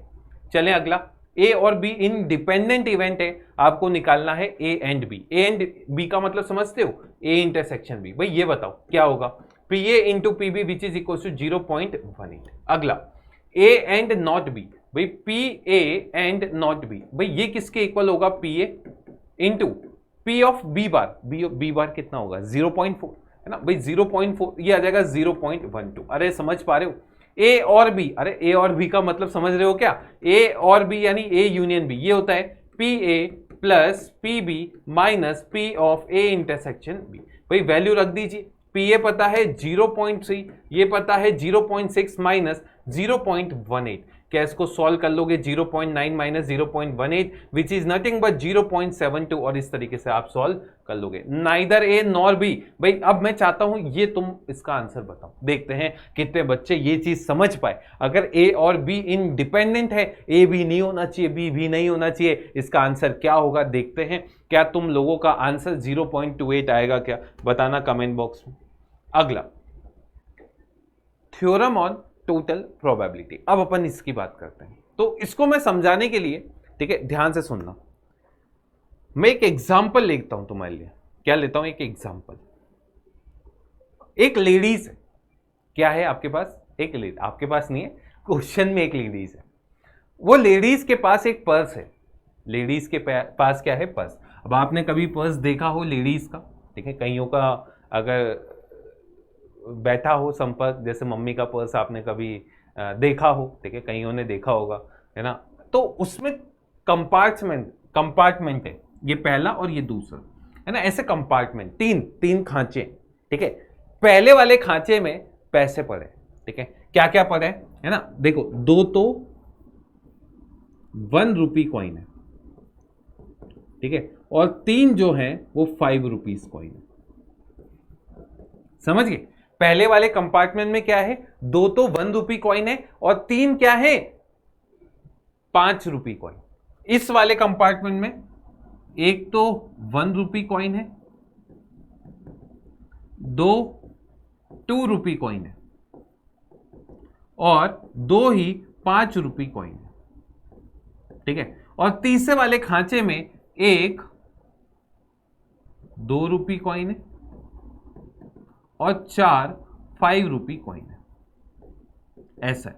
कंडीशन समझे? जो पर्स था आपकी मम्मी का या जिनका भी, उसमें 3 कंपार्टमेंट है। इसमें पहले वाले कंपार्टमेंट C1, इसको मैंने C2 बोल दिया और उसको मैंने क्या बोल दिया? C3। C1 वाले में क्या सिचुएशन है कि भाई 1 रुपए के 2 कॉइन है और 5 रुपए के 3 कॉइन है, और इस वाले में 1 रुपए का 1, 2 रुपए के 2 और 5 रुपए के 2 कॉइन है, और इस वाले में 2 रुपए का 1 और 5 रुपए के 4 कॉइन है। अब सिचुएशन समझना। पहला वाला कंपार्टमेंट बच्चों, उसका स्पेस कम था, तो अगर आप जल्दी जल्दी में पैसा निकालने की कोशिश करोगे तो उसमें से पैसा निकालने की प्रोबेबिलिटी कम होगी, क्योंकि भाई स्पेस कम है ना। तो मैंने क्या बोला? इस कंपार्टमेंट को सेलेक्ट करने की प्रोबेबिलिटी आपको गिवन है, प्रोबेबिलिटी ऑफ C1, ये आपको क्या गिवन है? 1/4। कितनी है? 1/4। इस वाले कंपार्टमेंट को सेलेक्ट करने की, है ना, मतलब अगर कोई कॉइन आप उठा रहे हो, इसमें से वो कॉइन हो, उसकी प्रोबेबिलिटी आपको दे रखी है 2/4, और C3 में से निकालने की भाई कितनी दे रखी है? 1/4। इस तरीके से आपको दे रखी है C1 की 1/4, इसकी 2/4 और इसकी 1/4। ये किसकी है? कोई कॉइन निकाला, वो C2 में से हो, उसकी कितनी है? 2/4। अब सिचुएशन फिर समझना। अब यहां से मैंने क्या बोला कि मुझे क्या चाहिए? Probability 5 rupees coin. ये आने की प्रोबेबिलिटी क्या है वो तुम मुझे बता दो। क्या सिचुएशन है कि भाई जो कॉइन आ रहा है वो 5 रुपए का कॉइन हो, उसकी प्रोबेबिलिटी क्या है? क्वेश्चन समझे? सब बच्चे समझे? अब देखना, ध्यान से सुनना। मैंने क्या बोला? अब 5 रुपए का कॉइन है, कहां से आ सकता है? या तो C1 में से आएगा, या C2 में से आएगा, या फिर C3 में से आएगा। इनके अलावा तो कहीं से नहीं आ सकता। अब देखना ध्यान से, टोटल प्रोबेबिलिटी थ्योरम कैसे लगाई जाती है। P ऑफ C1 और फिर प्रोबेबिलिटी 5 रुपए का कॉइन किस में से आ जाए? C1 में से। एक सिचुएशन ये हो सकती है कि आपने या तो पहला कंपार्टमेंट सेलेक्ट किया होगा और फिर उसमें से 5 रुपए का कॉइन निकाला होगा, या फिर क्या किया होगा? सेकेंड वाला कंपार्टमेंट और फिर उसमें से क्या किया होगा? 5 रुपी कॉइन और C2 में से प्लस, या फिर C3 में से आपने क्या निकाल लिया होगा? 5 रुपी का कॉइन। कैसे निकाला? पहले तो कंपार्टमेंट सेलेक्ट करना है और फिर उसमें से पैसा सेलेक्ट करना है। अब मुझे ये बताओ कि भाई C1 को सेलेक्ट करने की आपको कंडीशन ये गिवन थी 1/4 है, और इसमें से अब 5 रुपए का सिक्का आना चाहिए। तो क्या यहां से 5 रुपए का सिक्का निकालने की प्रोबेबिलिटी बता सकते हो? 3/5, क्योंकि 5 टोटल सिक्के थे और 3 उनमें से फेवरेबल थे, प्लस C2 को सेलेक्ट करने की 2/4 है ना, और इसमें से 5 रुपए का सिक्का आने की 2/5 कितनी थी भाई? 2/5, प्लस ये 1/4 दे रखा है और इसमें से 5 रुपए का सिक्का आने की 4/5। भाई इसका एलसीएम ले लो 20, ये हो जाएगा 3 + 4 और आजकल ये 11/20 के नाम से जाना जाता है। क्लियर है क्या? तो ये होती है टोटल प्रोबेबिलिटी थ्योरम, और इसको समझाने का इससे अच्छा तरीका मुझे तो नहीं आता था, तो मैंने आपको बिल्कुल देसी भाषा में समझा दिया कि भाई अगर आप कोई 5 रुपए का सिक्का निकालते हो, उसकी प्रोबेबिलिटी आप इस तरीके से निकाल सकते हो। आप ऐसा नहीं कि डर जाओ सर 3 खांचे कैसे सोचे, है ना, ऐसा नहीं करना। अपन को क्या करना है, पहले खांचा सेलेक्ट करना है, फिर उसमें से सिक्का सेलेक्ट करना है, और इसी से मैं फिर तुम्हें बाइस थ्योरम भी समझा दूंगा। पहले तुम इसको लिख लो, और जिन्होंने ये लिख लिया है अब वो सेकंड चीज मुझे बता दे, 1 रुपी कॉइन ये आने की क्या होगी और 2 रुपी कॉइन आने की क्या होगी, बताना भाई जल्दी से। ठीक है, नीचे कमेंट बॉक्स तुम्हारा है, इन दोनों को सॉल्व करके जरूर बताना, ताकि मुझे ये संतुष्टि हो जाए कि तुम्हें मैं समझा पाया ये थ्योरम। ठीक है, ये जरूर बताना। चलें आगे। अब देखना, इसमें मैंने कुछ सवाल लिए हैं। पहला सवाल, एक बैग है ए वाला बैग, आपको पता है इसमें 4 ब्लैक बॉल है और 6 रेड बॉल है। बी बैग है, ये ए नाम से जाना जाता है, ये बी नाम से जाना जाता है, इसमें 7 तो ब्लैक बॉल है और 3 रेड बॉल है। ठीक है, अच्छा, एक डाइस को आप उछालते हो और अगर 1 और 2 आता है तो आप बैग ए में से लेते हो, नहीं तो फिर बैग बी में से लोगे। तो मुझे ये बताओ, है ना, देखो बैग ए डायरेक्ट तो सेलेक्ट नहीं कर सकते, पहले एक डाइस को उछाला, उनमें 1 और 2 आने की प्रोबेबिलिटी क्या 2/6 होगी, यानी ए को सेलेक्ट करने की प्रोबेबिलिटी 2/6 होगी। और अगर ए को सेलेक्ट किया, ये 2/6 है, तो बी को सेलेक्ट करने की कितनी होगी? अगर 1 और 2 नहीं आएगा तो फिर क्या आएगा? 3 4 5 6। तो भाई बी सेलेक्ट की, मुझे लगता है सब बच्चे बोल पा रहे हैं 4/6। अब यहां से समझना कि भाई क्या बोलता है, ये बोलता है if 2 balls are chosen at random from the selected bag, कोई बैग सेलेक्ट किया और उसमें से आपने 2 बॉल निकाल ली, क्या बोला है? 1 of them is red and other is black. तो अब क्या क्या केस हो सकता है कि आपने क्या क्या किया हो, या तो पहला बैग लिया हो, है ना, आपको किसकी निकालनी है?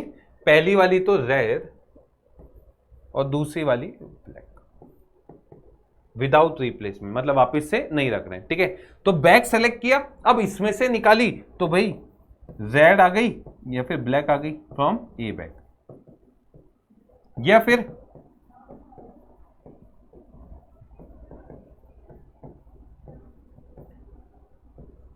B bag. क्या ये बात सब समझ पा रहे हैं?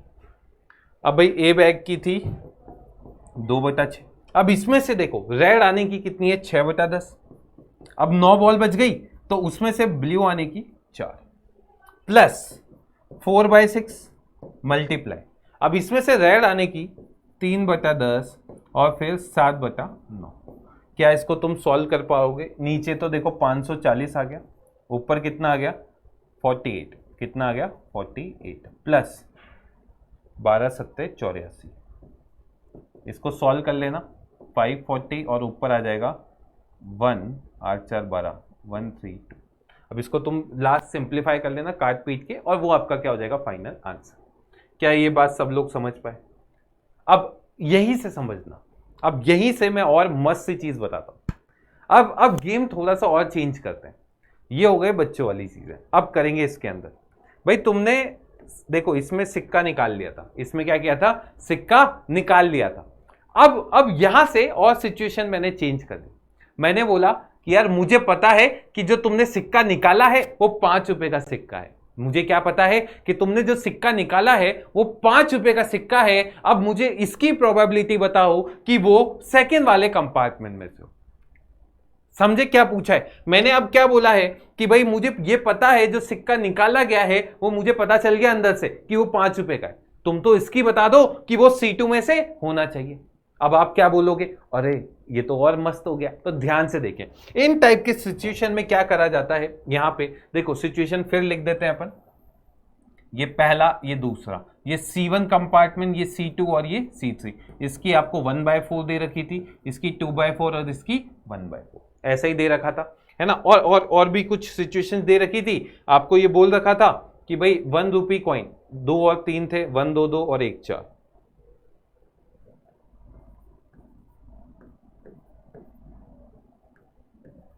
ये सिचुएशंस थी, ठीक है। अब ध्यान से देखना कितने प्यार से अपन इसको टैकल कर लेंगे। 5 रुपीज का था, ठीक है। इसमें क्या क्या था, 1 5 1 2 5, ये था 1 रुपी, ये 5 रुपी, ये 1 रुपी, ये 2 रुपी, ये 5 रुपी और ये 2 रुपीज। अब देखना मुझे क्या पता है कि 5 रुपए का सिक्का है, अब वो सेकंड वाले कंपार्टमेंट में तो क्या चीज निकालनी है, प्रोबेबिलिटी सेकंड कंपार्टमेंट जब सिक्का कितने का हो, 5 रुपी कॉइन, ये चीज मुझे निकालनी है। अब ये कैसे निकालेंगे, तो बच्चों इसमें क्या होता है, इसमें अपन पहले नीचे लिखते हैं प्रोबेबिलिटी ऑफ 5 रुपी कॉइन। नीचे तो क्या आ जाता है कि भाई वो नीचे पहले क्या निकालना है कि वो सिक्का जो है वो 5 रुपए का सिक्का है। अब फेवरेबल कौन सी चीज है कि वो कॉइन जो है वो कौन सा होना चाहिए, सेकंड कंपार्टमेंट में से, ठीक है। कि भाई जो कंपार्टमेंट है वो कौन सा है, C2, ये वाला, ठीक है। तो ऊपर क्या आएगा कि भाई प्रोबेबिलिटी जो 5 रुपी कॉइन आपने निकाला है वो C1 कंपार्टमेंट C2 कंपार्टमेंट में से होना चाहिए। इसका फॉर्मूला इस तरीके से बनाते हैं। तो ऊपर तो क्या आता है, जो C2 वाला है ना। तो भाई अब देखो इसको ऐसा लिखते हैं, पहले यहां पे लिखोगे P of C1 multiply probability 5 of C1, ये C2 है ना, C2 वाला है, इसका यही होता था, ठीक है। और यहां पे मल्टीप्लाई P ऑफ C2, ठीक है। और यहां क्या लिखोगे, P of C1 P of 5 upon C1 plus P of C2 P of 5 upon C2 plus P of C3 P of 5 upon C3। भाई ये चीज अपन पहले निकाल चुके थे, ये वाली चीज। अब इसमें से फेवरेबल कौन सी है, जो C2 वाली है। C2 वाली कौन सी है, ये आप ऊपर लिख दो, बस इतना सा काम आपको करना है। और यही चीज क्या हो जाती है, बाइस थ्योरम, और इसी से आपका क्वेश्चन बनना ही बनना है, हर साल बनता है और इस साल भी बनेगा, लिख लेना, ठीक है। तो ये वाली थ्योरम तुम्हें अच्छे से आनी चाहिए, क्वेश्चन अच्छे से समझ में आ गया। नीचे क्या लिखा जाता है, नीचे टोटल जो जो केस हो सकते हैं, और ऊपर जिसमें से सेलेक्ट किया गया है वो वाली सिचुएशन। क्लियर है। तो इसका कमेंट बॉक्स में है ना भाई, इसका तो कमेंट बॉक्स में तुम लोग आंसर ही बता देना कितना आंसर आ रहा है। इजी पड़ता है, बहुत आसान, उससे आसान पड़ती है कैलकुलेशन, क्योंकि सब चीजें कट जाती है ना। शुरू में मत काटना, ये इसमें बच्चा बहुत गलती करता है। वो क्या करता है, देखो वो यहीं पे ये काट पीट देता है। मैं कहता हूं एलसीएम यही रहने दो, एलसीएम यही रहने दो, इसका फायदा पता चल जाएगा तुम्हें। देखो नीचे तो कितना आ गया, नीचे तो आपके पास आ गया 11/20, और ऊपर कितना आ जाएगा 2/4 मल्टीप्लाई 2/5। भाई ये 20 से 20 गया, ये कितना गया 4/11, ये आपका आंसर। ये इतनी अच्छी कैलकुलेशन हो जाती है, तो इसको ढंग से करना, ठीक है। अब इसके मैं कुछ क्वेश्चंस प्रैक्टिस करवा देता हूं। ये रहा भाई, क्या बोला गया, 3 कॉइन्स है, 1 इज डबल हेडेड, मतलब दोनों तरफ हेड है ना, दोनों तरफ हेड है। तो भाई पहला वाला जो सिक्का है इसमें तो क्या है 2 हेड, ठीक है। अच्छा, another is biased that comes, अच्छा इसमें क्या है, प्रोबेबिलिटी ऑफ हेड दे रखी है और टेल भी दे रखी है। अब ये इसने क्या हुआ कि ये 22 दे, मतलब जब उछालते हो ना तो दोनों के आउटकम सेम आने की चांसेस नहीं है, मतलब हेड ज्यादा बार आता है ना, क्योंकि उसको भारी कर रखा है ना। तो अब इसमें क्या होगा कि ये 75% मतलब 3/4 टाइम्स है ना, 75/100 करोगे ये कितना आ जाएगा 3/4, यानी हेड आने की प्रोबेबिलिटी आपको दे रखी है 3/4, तो टेल आने की कितनी हो जाएगी 1/4। इसमें हेड आने की कितनी होगी 1, क्योंकि श्योर इवेंट है, 2 हेड है तो भाई दोनों तरफ हेड ही है तो 1, और टेल आने की कितनी हो जाएगी 0। And third is unbiased, unbiased का मतलब जो नॉर्मल कॉइन है, ठीक है। तो इसमें इस वाले में हेड आने की 1/2 और टेल आने की भी कितनी है 1/2, ये कंडीशन गिवन है। ये कॉइन 1 है, ये कॉइन 2 है और ये कॉइन 3 है। अब ये बोलता है one of the 3 coin is chosen at random and it shows head, what is the probability that it is ये। तो क्या चीज निकालनी है? सबसे पहली चीज अपन निकालेंगे कि भाई जो सिक्का आपने सेलेक्ट किया है और उसको उछाला है तो वो हेड आया है, तो आप पहले तो क्या निकालेंगे? Probability of head. तो भाई जल्दी से बता दीजिए, पहले क्या करोगे? P of C1 multiply P H from C1 plus P of C2 और फिर क्या कर दोगे? Probability head from C2 plus P of C3 और हेड फ्रॉम C3। भाई जल्दी से बताओ, देखो कुछ भी नहीं दे रखा तो तीनों को सेलेक्ट करने के चांसेस सेम, 1/3 1/3 और 1/3, है ना, क्योंकि उसमें कंपार्टमेंट में तो गिवन था, इसमें नहीं गिवन तो इक्वल है, ठीक है। और हेड, इसमें से हेड आने की कितनी है? 1 प्लस 1/3, इसमें से हेड आने की 3/4 प्लस 1/3 और ये 1/2। एलसीएम कितना आ गया? एलसीएम बता दो भाई, एलसीएम है ना, देखो 12 आ जाएगा क्या? एलसीएम 12 आ गया, है ना। और ऊपर देखो 4 प्लस 3 प्लस 2, 4 5 6 7 9/12। अब फेवरेबल कौन सा चाहिए? कि वो दोनों हेड वाला होना चाहिए, मतलब ये फेवरेबल हो गया। तो अब लिख दो देयरफॉर प्रोबेबिलिटी कि जो सिक्का निकाला है वो हेड है, ये आपको पता है, और वो किस में से होना चाहिए? C1 में से। तो इसकी चांसेस क्या होंगे? प्रोबेबिलिटी जल्दी से बोलो, C1 head from C1 upon total. तो भाई ये कितना आया था? 1/3 इंटू 1 अपॉन 9/12। तो ये कितना हो जाएगा? कर लोगे, है ना भाई, इसको लिख लेना 12/9 27, 3 से काटोगे 4 और 9, 4/9, ये आपका फाइनल आंसर। देखो लिखना वो सब एक तरफ है, क्या तुम्हें ये कंसेप्ट समझ में आया क्या? क्योंकि बहुत बच्चे इसमें डाउट करते हैं, ठीक है, नहीं आता उनको समझ में, तुम्हें आया नहीं आया वो मैटर करता है, ठीक है। चले आगे, ये रहा एक फैक्ट्री है जो मैन्युफैक्चरिंग करती है मशीन ए, बी और सी। अच्छा, और मशीन ए बी सी जो है, अब वो उनकी लेंथ ज़्यादा है, जैसे ए वाला जो है, ठीक है, वो 30% मैन्युफैक्चरिंग करती है। तो प्रोबेबिलिटी ऑफ ए कितनी दे रखी है? 30% को 3/10 लिख सकते हैं, बी की आपको 5/10 दे रखी है, और सी की आपको कितनी दे रखी है? 2/10। ये आपको गिवन है, ठीक है। Of their output 3% 4% are defective, मतलब सारी तो सही होती नहीं है, तो डिफेक्टिव भी होती है। तो भाई प्रोबेबिलिटी डिफेक्टिव फ्रॉम ए, ये आपको कितनी दे रखी है? 3%, यानी 3/100। क्लियर है?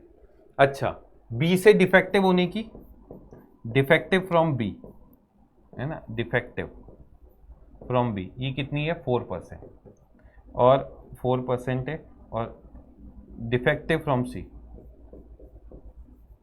ये कितनी दे रखी है आपको? 1%, 1/100। ए bolt is drawn at random from the product, एक बोल्ट को आप निकालते हो, है ना, और वो क्या है? डिफेक्टिव आ चुका है। तो भाई सबसे पहले तो क्या निकालोगे कि भाई डिफेक्टिव आने की, तो क्या करोगे? सबसे पहले ए मशीन को लिया और इसमें से डिफेक्टिव की देख ली, फिर बी को देखा, फिर इसमें से डिफेक्टिव देख ली, फिर सी को देखा, और फिर इसमें से डिफेक्टिव की देख ली। तो भाई ए की बताइए भाई, 3/10, और फिर 3/100 प्लस 5/10, 4/100 प्लस 2/10, 1/100, 1000 ऊपर 9 प्लस 2 प्लस 20, 31/1000। ये काम खत्म।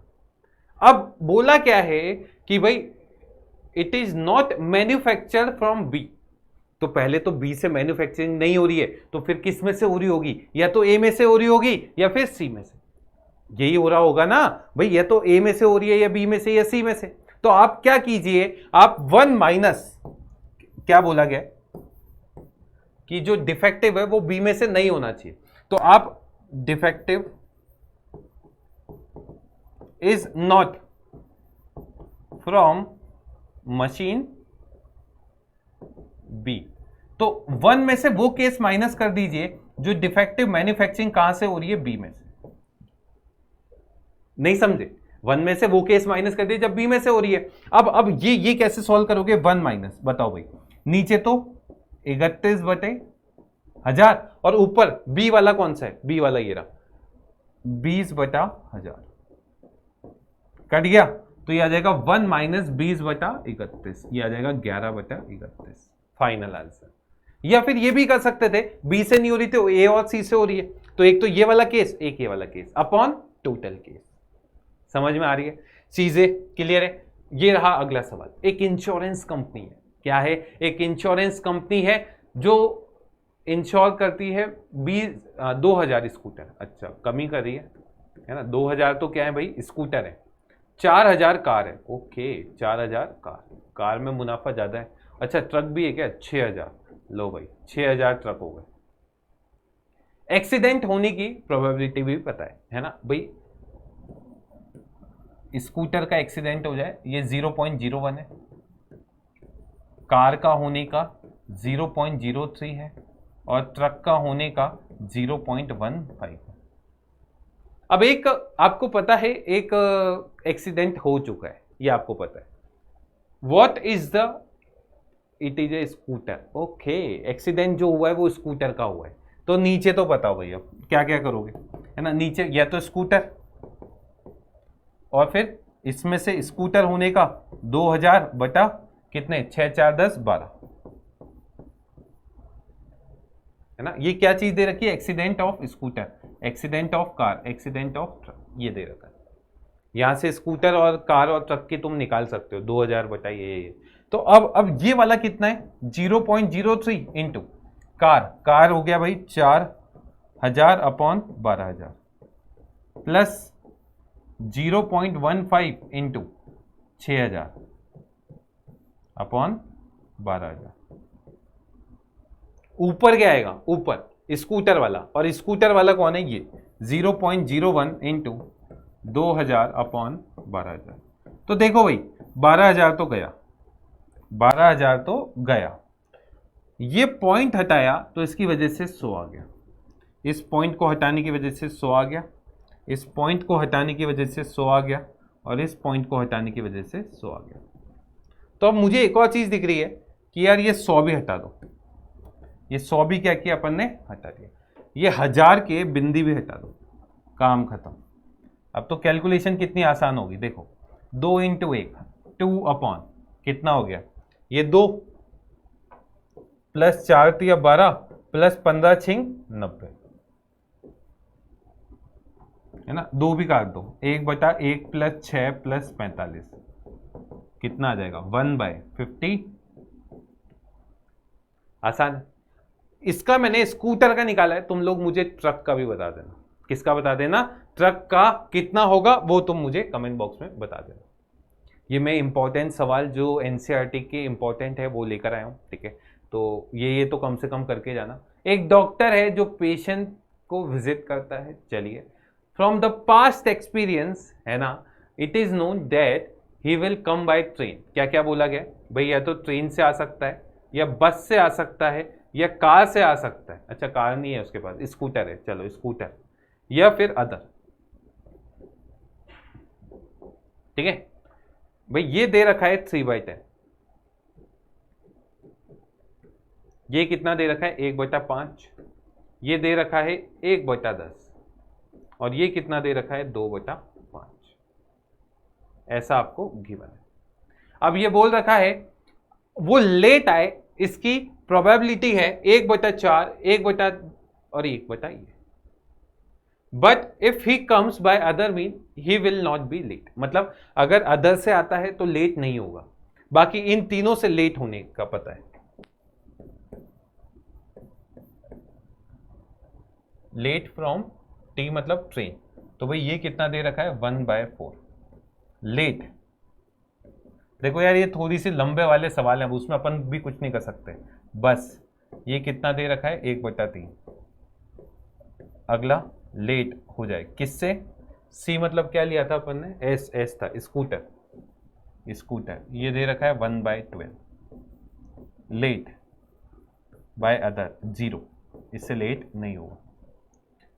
अब ये बोल रखा है when he arrives he is late, भाई ये लेट है, ट्रेन से आया उसकी क्या प्रोबेबिलिटी। देखो सवाल इतना लंबा देता है, आंसर एक लाइन का हो जाता है ना भाई, कितना आसान हो जाता है। तो नीचे तो क्या लिखोगे टोटल, है ना। तो भाई सबसे पहले ट्रेन सेलेक्ट की, ट्रेन का 3/10 और फिर इससे लेट हो गया 1/4, फिर 1/5 और फिर इससे लेट होने क्या 1/3, फिर 1/10 इंटू 1/12 प्लस 2/5 इंटू 0। ऊपर कितना आएगा भाई ट्रेन वाला ये है 3/10 इंटू 1/4। क्या इसको तुम सॉल्व करके इसका आंसर बता दोगे? तो अब तुम्हें ये कंडीशन समझ में आई कि कौन सी कंडीशन कैसे कैसे लगाते हैं। लिख लो, इसे लिख लो भाई जल्दी से। चलें आगे चलते हैं। अगली बात करेंगे प्रोबेबिलिटी डिस्ट्रीब्यूशन की। इसे पहले लिख लें जल्दी से।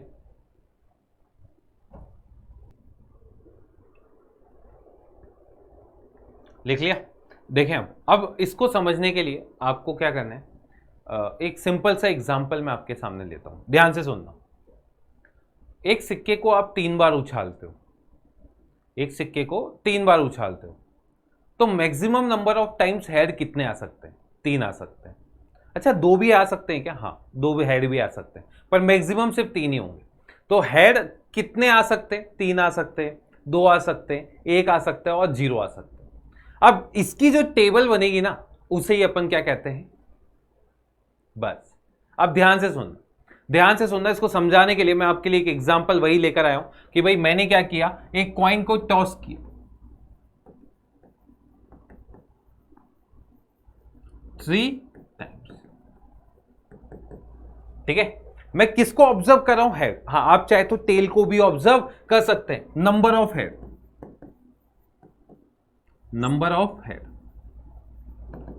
इस पे अपन एक्स पे बात कर रहे हैं।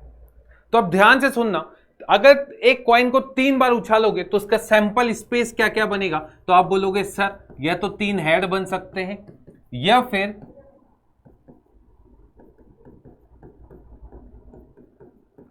4, 2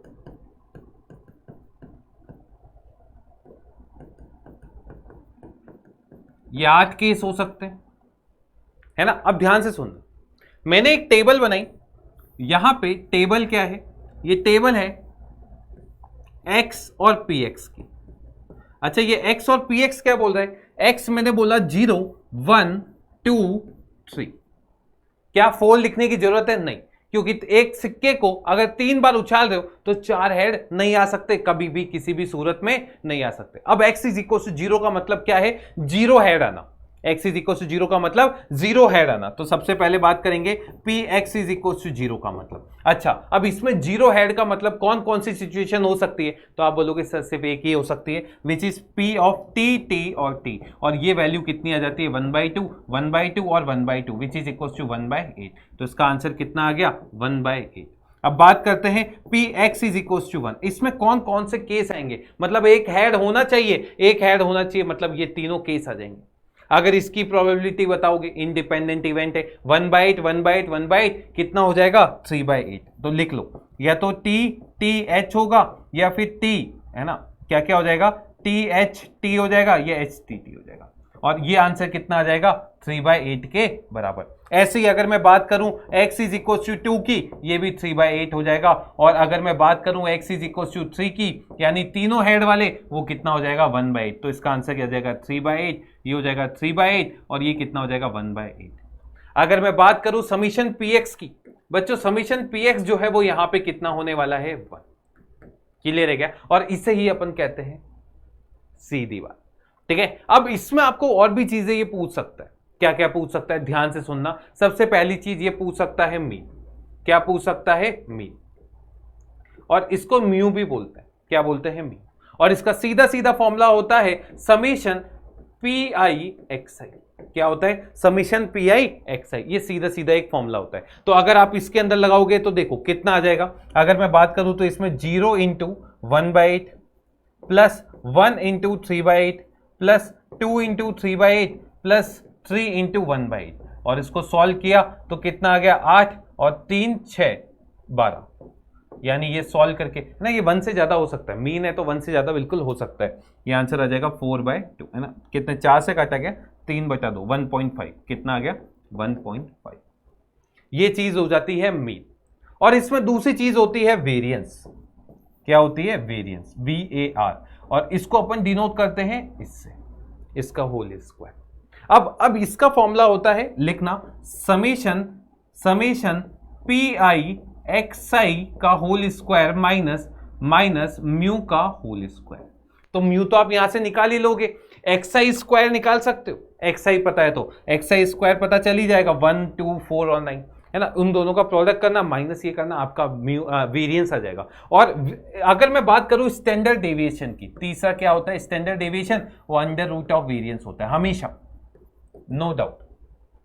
तो बस यही चीज है। अब इसमें बच्चा पता नहीं क्यों इतना इसको कॉम्प्लिकेट कर देता है। बस ये सीधे सीधे क्या करो, टेबल बनाओ, आपका आंसर आ जाएगा। अब जैसे एक सवाल मैं आपके लिए लेकर आया हूं, ये सवाल है, आप क्या कर रहे हो भाई, 52 पत्ते हैं आपके पास, उसमें से 2 पत्ते उठा रहे हो और वो दोनों है, तो आपको डिस्ट्रीब्यूशन बताना है किसका, नंबर ऑफ एस का। तो 2 पत्ते उठा रहे हो, मैक्सिमम एस कितने आ सकते हैं? 2। तो अगर आप टेबल बनाने की बात करोगे तो यहां पे अगर मैं x लिखता हूं और यहां पे px लिखता हूं, तो x क्या क्या हो सकता है? 0 हो सकता है, 1 हो सकता है और 2 हो सकता है, इसके अलावा थोड़ी ना हो जाएगा।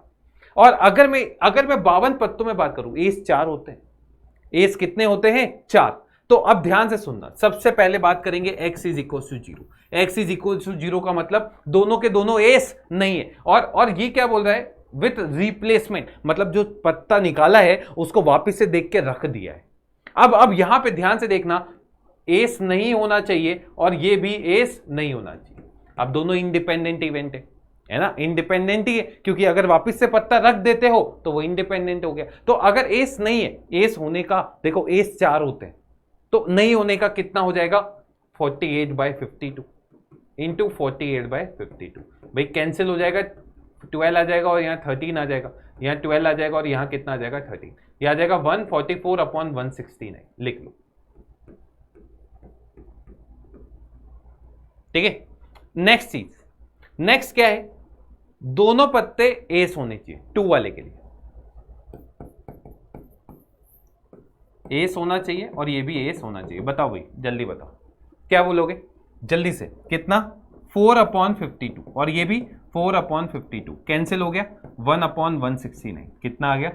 1/169। अब इसको निकालना है तो तीनों का सम 1 होता है, वैसे भी निकाल सकते हो। या फिर एक और चीज है, x इज इक्वल टू 1 के लिए भाई पहला पत्ता एस नहीं हो दूसरा हो, या फिर पहला एस हो दूसरा नहीं हो। देखो ये कितना हो जाएगा, इसको 12/13 लिख सकते हैं क्या, है ना, इसको काट के ये लिखा था, और 1/13 प्लस 1/13 इंटू 12/13, तो ये आ जाएगा नीचे तो 169 और ऊपर आ जाएगा 24। क्लियर है क्या? और इस तरीके से आप इसको सॉल्व कर लोगे। अब इसमें सबसे पहली चीज अपन निकाल लेते हैं मीन। नहीं पूछा पर मैं आपको मेथड सिखा देता हूं ताकि आपको दिक्कत नहीं है। मीन मतलब म्यू, मीन क्या होगा भाई? Summation XI PI। तो भाई ये हो जाएगा 0 into this, 1 into 24/169 plus 2 into 1/169। तो भाई नीचे तो 169 आ गया और ऊपर 26 आ गया, 2/13 आ जाएगा, 2/30। ठीक है, नेक्स्ट आप निकालेंगे समीशन म्यू स्क्वायर। ये होता है समीशन PI XI का होल स्क्वायर माइनस म्यू का होल स्क्वायर। भाई ये बताइए, XI स्क्वायर यहां लिख देते हैं, 0 1 और 4। कर लोगे क्या? हो जाएगा, सॉल्व कर लोगे, आंसर बताना इसका क्या आ रहा है। और तीसरा standard deviation which is mu, इसका रूट लेना, आपका आंसर दिख जाएगा। कर लोगे? चले आगे चले। तो ये मीन की बात कर ली, ये अब बता रहा है अपन ने पहले ही कर लिया, और इसके बाद वेरिएंस बता रहा होगा, ये भी अपन ने कर दिया, ये फॉर्मूला। ठीक है, सीधे आप, तो मैंने डायरेक्ट आपको बता दिया। ये रहा, देखें भाई क्या बोला है, नंबर ऑफ किंग्स की बात करिए। अब ये सवाल आपके लिए होमवर्क है, अपन ने किसके लिए कर लिया? एस के लिए कर लिया था, अब आपको किंग के लिए बताना है। और मुझे ये भी बताना है ना, सक्सेसफुली ड्रॉन विदाउट रिप्लेसमेंट, वो रिप्लेसमेंट के साथ था, ये विदाउट रिप्लेसमेंट है। अब विदाउट रिप्लेसमेंट में क्या होगा, अगर पत्ता आपने देख लिया वो अपने पास ही रखना है ना, वापस से नहीं रखना है उसमें। तो अब देखना थोड़ा सा चेंज आएगा उसके अंदर, वो मुझे बताना। क्या इन दोनों का आंसर सेम आया, वो भी मुझे बताना। चलो कर ही लेते हैं, ठीक है, इसको अपन कर ही लेते हैं, टाइम भी बच रहा है। तो देखें भाई, सबसे पहले अगर 2 कार्ड उठाए हैं तो यहाँ पे टेबल में कौन कौन आ जाएगा? x आ जाएगा और px आ जाएगा, यहाँ पे 0 आ सकता है, 1 आ सकता है और 2 आ सकता है। सबसे पहले P X is equal to 0 की अगर मैं बात करूं, यानी दोनों के दोनों किंग नहीं होने चाहिए, और दोनों किंग नहीं होने चाहिए, पहला किंग नहीं है और दूसरा भी नहीं है। भाई पहला किंग नहीं है, किंग 4 होते हैं, तो भाई नहीं होने का 48 बाई कितना हो जाएगा 52। अब एक किंग निकल चुका है, उस पत्ते को वापस नहीं रख रहे भाई, उस पत्ते को वापस नहीं रख रहे, तो क्या यहां पे 47/52 हो जाएगा, हो जाएगा ना? गलत कर दिया? हाँ सही है, गलत है? पक्का सही है ना? हाँ देखें अगला P X is equal to 1, इसका मतलब पहला किंग हो दूसरा नहीं हो, प्लस पहला नहीं हो और दूसरा हो। ठीक है, इसकी कैलकुलेशन थोड़ी लंबी होगी क्योंकि सारा नहीं कटेगा, है ना। ये हो जाएगा 4/52, है ना, और दूसरा नहीं हो तो नीचे तो 51 बच गए और 48, प्लस पहला नहीं हो 48/52 और यहाँ पे 4/51, और तीसरे वाले में क्या आएगा, तीसरे वाले में दोनों हो के, है ना, तो ये हो जाएगा 4/52 और 3/50। लगा दो, मीन निकाल लोगे, वेरिएंस निकाल लोगे, बताना जरा आंसर सेम आएगा या नहीं आएगा। ठीक है, इतना सा मुझे तुमसे एक्सपेक्टेशन है। अगला बाइनोमियल प्रोबेबिलिटी डिस्ट्रीब्यूशन। अब ध्यान से सुनिए, अब यहां पे क्या होता है, जैसे एक इवेंट है आपके पास, आप उसको मल्टीपल टाइम्स कर रहे हो तो फिर ये बाइनोमियल डिस्ट्रीब्यूशन लग जाता है। मल्टीपल टाइम्स अगर करते हो, अब ध्यान से सुनना क्या चीज बोलते हैं, जैसे एक सिक्का है उसको आप 5 बार उछालते हो, एक सिक्के को कितनी बार उछाल रहे हो, 5 बार। सुनना, 1 कॉइन कितनी बार उछाल रहे हो, 5 टाइम्स। अब इसके अंदर आप लगा सकते हो बीपीडी, बाइनोमियल डिस्ट्रीब्यूशन। ठीक है, अब यहां पे क्या होगा, ध्यान से सुनना, इसके अंदर बाइनोमियल क्या लगेगा, किसी को बाइनोमियल थ्योरम याद हो, जनरल टर्म का फॉर्मूला NCR P की पावर R और Q की power N minus R। Sir ये क्या लिखा है, ये R सक्सेस का फॉर्मूला है। अब ध्यान से सुनना, अभी समझ में आ जाएगा, थोड़ा सा सब्र रखें। P होता है, P क्या होता है, सक्सेस, और Q होता है फेलियर, और N होता है टाइम्स, नंबर ऑफ टाइम्स। ठीक है, अब देखना ध्यान से सुनना, अभी तुम्हें सब समझ में आ जाएगा। मैंने क्या बोला, एक सिक्के को 5 बार उछाला है और सक्सेस किसको बोला है, टेल आने को। सक्सेस क्या है, सक्सेस है आपके पास टेल आना। सक्सेस किसको बोला है, टेल आना। अब भाई सिक्का जो है आपका वो क्या है, सिंपल कॉइन है, तो क्या आप ये बोलना चाहते हैं P सक्सेस, है ना, मतलब जो P है ना, उसका वैल्यू क्या 1/2 होगा क्या, और Q का वैल्यू भी इस केस में कितना हो जाएगा 1/2, क्योंकि P प्लस Q हमेशा क्या होता है, 1 होता है। ठीक है, तो P वैल्यू 1/2 है, Q वैल्यू 1/2 है। अब 5 बार उछाल रहे हो तो भाई वो वापिस से वही टेबल बनेगी, ये आ जाएगा, ये आ जाएगा x is equal to 0, x is equal to 1, x is, है ना, या फिर डायरेक्ट वो जैसे टेबल बनाते हैं वही बना लेते हैं, आसान वही पड़ती है। 0 1 2 3 4 and 5, और यहां क्या आएगा px। अब देखना, इसमें और पिछले वाले में एक अंतर है। अंतर क्या है कि इस वाले में, ये वाला जो ऐसे वाले सवाल है, इसमें आप ये फॉर्मूला नहीं लगा सकते, ये वाला, पर इसमें लगा सकते हो, क्योंकि एक इवेंट को आप मल्टीपल टाइम्स करोगे तो बाइनोमियल लग जाएगा। पर अगर अलग अलग इवेंट है तो उसमें बाइनोमियल नहीं लगा सकते। इसमें एक सिक्का था, उसको आप 5 बार उछाल दो, 5 की जगह 50 बार उछालो, लग जाएगा। अब इसमें देखना सीधे सीधे बनेगा, x इज इक्वल टू 0, 0 का मतलब 0 सक्सेस, 0 सक्सेस, या तो आप देसी तरीके से कर लो जैसे अपन ने पिछली बार किया था, 0 सक्सेस का मतलब पांचों हेड, है ना, 0 सक्सेस का मतलब पांचों के पांचों हेड, है ना। पर अगर वो वैसे बनाओगे भाई रात हो जाएगी तुम्हें, कि इतने सारे केसेस बनाओगे फिर उसमें से एक एक सेलेक्ट करोगे। आप तो डायरेक्ट फॉर्मूला लगाओ ना, देखो n का वैल्यू कितना है 5, n इज इक्वल टू 5 है। ठीक है, अब यहां पे r का वैल्यू कितना हो गया 0, क्योंकि 0 सक्सेस है, 0 सक्सेस इसमें लगाया तो भाई यहां पे फॉर्मूला लगाइए 5c0, है ना। p का वैल्यू 1/2 है, 1/2 की पावर कितना आ गया 0, और 1/2 की पावर कितनी आ गई 5। इसको सॉल्व करना, 1 बटा कितना आ जाएगा 32। इसके अंदर लगाओ, ये आ जाएगा n इज इक्वल टू 5 है। ठीक है, सबसे पहले r इज इक्वल टू 0 के लिए अब नेक्स्ट निकालते हैं r इज इक्वल टू 1 के लिए। भाई जल्दी बताइए, 5c1 1/2 की पावर 1 एंड 1/2 की पावर 4 सॉल्व करना, 5/32 आ जाएगा, 5/32। अगला r is equal to 2, r is equal to 2 भाई ये बन जाएगा 5c2 1/2 की होल पावर 2 एंड 1/2 की होल पावर 3। भाई 5c2 सबको सॉल्व करना आता होगा, 5 × 4 है ना, ऐसे करते हैं। ध्यान से देखें, जिनको नहीं आता उनके लिए बता रहा हूँ। 5c2 के लिए 5 को 2 बार चलाओ, 5 और उसके अगला वाला और नीचे 1/2, ये आ जाएगा 10। ऐसे 5c3 निकालना है तो भाई 5 से गिनती चालू करो, 5 × 4 × 3, क्योंकि 3 है तो ये 3 टर्म्स लिखे, अपॉन में 1 × 2 × 3, ये भी कितना आ जाएगा 10। 5c4 क्या करोगे, इसको लिख दोगे 5 4 3 और 2 और नीचे 1 2 3 और 4 सब कैंसिल और क्या बच गया 5, ऐसे। तो भाई यहां पे जैसे ही आप लगाओगे तो ये आ जाएगा, ये वाला मैं लिख देता हूं 10/32, ये भी 10/32 निकाल लेना, ये आ जाएगा 5/32 और ये आ जाएगा 1/32। इन सबका सम 1 होगा, इन सबका सम क्या होगा 1। अब ध्यान से सुनना, इसके कुछ फॉर्मूलास हो, ये हो गया इसका डिस्ट्रीब्यूशन। अब इसके भी कुछ फॉर्मूलास होते हैं मीन और वेरिएंस के, डायरेक्ट होते हैं। देखना, सबसे पहली चीज अपन निकालते हैं, सबसे पहली चीज, जैसे ये सवाल अभी अपन देख लेंगे, ठीक है, इसको अभी ध्यान से देखना। सबसे पहला मीन, बच्चों मीन में इसमें सीधे सीधे फॉर्मूला होता है n × p। p होता है सक्सेस, p क्या होता है सक्सेस। जैसे पिछला वाला सवाल था, n कितना था, उसमें कितनी बार उछाला था 5 बार, p कितना था 1/2, q कितना था 1/2, इसमें डायरेक्ट यूज हो जाता है भाई n × p, तो इसका आंसर आ जाएगा 5/2। इसका होता है n × p × q, किसका वेरिएंस का, तो ये कितना आ जाएगा 5/4 और ये कितना हो जाएगा √5/4 और इस तरीके से आप डायरेक्ट निकाल लोगे। क्लियर है क्या? तो आप इजीली इसको सॉल्व कर सकते हो, ठीक है। ये कैसे आया, ये बहुत अपन डीप में बात करते हैं मेंस में, अभी इतना तुम्हारे सिलेबस में है भी नहीं, ठीक है। अब जैसे इसके लिए एक सवाल अपन करते हैं, ये रहा, एक कॉइन है जिसको 10 बार उछाल दो, तो n का वैल्यू कितना हो गया भाई 10, n इज इक्वल टू कितना हो गया 10। अब ध्यान से देखना, प्रोबेबिलिटी ऑफ एग्जैक्टली 6 हेड, क्या बोला है एग्जैक्टली 6, ठीक है। अब देखना मैंने क्या किया, टेबल बना दी सीधे सीधे,